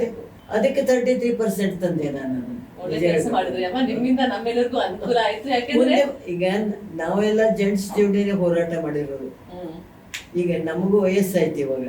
ನೆಕ್ಸ್ಟ್ ಪಾಲಿಟಿಕ್ಸ್ ಬರೋ ಮಹಿಳೆಯರಿಗೆ, ಲೇಡೀಸ್ಗೆ ಅನುಕೂಲ ಆಗ್ಲಿ ಅಂತ ತಂದೆ ನಾನು. ನಾನು ಹೇಳಿದೆ 2000 ಹೇಳಿದೆ, no more elections in my life ಅಂತ ಹೇಳ್ಬಿಟ್ಟು. Enough for my 10 elections face ಮಾಡಿದ್ದೀರಮ್ಮ, ಇನ್ನೆಷ್ಟು ಮಾಡೋದು? ಹೌದು, ಅವತ್ತು ನೀವು ಶುರು ಮಾಡಿದ ಕೆಲಸ ಅಮ್ಮ. ಇವತ್ತು ಬಿಲ್ ಪಾಸ್ ಆಗಿ ಅದನ್ನ ಮುಂದೆ ಬಂದಿದೆ, ಇನ್ನ ಎಕ್ಸಿಕ್ಯೂಷನ್ ಆಗಿಲ್ಲ. ತುಂಬಾ ಬೇಗ ಆಗ್ಲಿ ಎಕ್ಸಿಕ್ಯೂಷನ್ ಅಂತ ಪಾಸ್ ಮಾಡ್ಬೇಕಂತಂದ್ರೆ ನಾನು ಡೆಲ್ಲಿನಲ್ಲಿ ಮಾಡಿರೋ ಹೋರಾಟ ದೇವರಿಗೆ ಗೊತ್ತವ. ನಿಮ್ ಜೊತೆ ಮಾತಾಡಿ ತುಂಬಾ ಸಂತೋಷ ಆಯ್ತಮ್ಮ. ನಿಮ್ಮ ವಿಷಯಗಳನ್ನ ಈ ಯಂಗ್ಸ್ಟರ್ಸ್ಗೆ, ನಮ್ಮ ಪೀಳಿಗೆ, ಇನ್ನ ಚಿಕ್ಕವರಿಗೆ ತಲುಪ್ಸಕ್ಕೆ ನಾನು ಪ್ರಯತ್ನ ಮಾಡ್ತಾ ಇದ್ದೀನಿ. ನಿಮ್ಮ ಕಥೆ, ನಿಮ್ಮ ಅನುಭವಗಳ ಮಾತುಗಳು ಅವೆಲ್ಲರಿಗೂ ತಲುಪಬೇಕು ಅಂತ ನನ್ನ ಆಸೆ. ಯಾಕಂದ್ರೆ ತುಂಬಾ ಹೋರಾಟ ಮಾಡಿದೀರಾ, ತುಂಬಾ ಸ್ಟ್ರಾಂಗ್ ಲೇಡಿ. ನಿಮ್ ಎಕ್ಸಾಂಪಲ್, ನೀವು ಮಾದರಿಯಾಗಿ ಅವ್ರ ಮುಂದೆ ಇರಬೇಕು ಅಂತ ನಾನು ಲೇಡೀಸಿಗೆ ಒಂದೇ ಮಾತು ಹೇಳ್ತಾ ಇದ್ದೇನೆ, ನೀವು ರಾಜಕೀಯಕ್ಕೆ ಬರಲೇಬೇಕು. ಬಂದ ಮೇಲೆ ನಿಮ್ಮ ವ್ಯಕ್ತಿತ್ವ, ನಿಮ್ಮ ಚರಿತ್ರೆಯನ್ನು ಶುದ್ಧವಾಗಿ ಇಟ್ಕೊಂಡು ರಾಜಕೀಯ ಮಾಡಿದ್ರೆ ಜನ ನಿಮ್ಮನ್ನು ಮೆಚ್ತಾರೆ, ಮೇಲಕ್ಕೆ ತರ್ತಾರೆ. ನೀವು ಯಪರ ತಪರ ಮಾಡಿದ್ರೆ ನಿಮ್ಮನ್ನು ಕಳಿಸ್ತಾರೆ. ಕರೆಕ್ಟ್ ಅಮ್ಮ, ತುಂಬಾ ಸಂತೋಷ ಮಾತಾಡಿ ಅಮ್ಮ. ಧನ್ಯವಾದಗಳು. ಥ್ಯಾಂಕ್ ಯು ಸೊ ಮಚ್ ಅಮ್ಮ. ನಮಸ್ಕಾರ.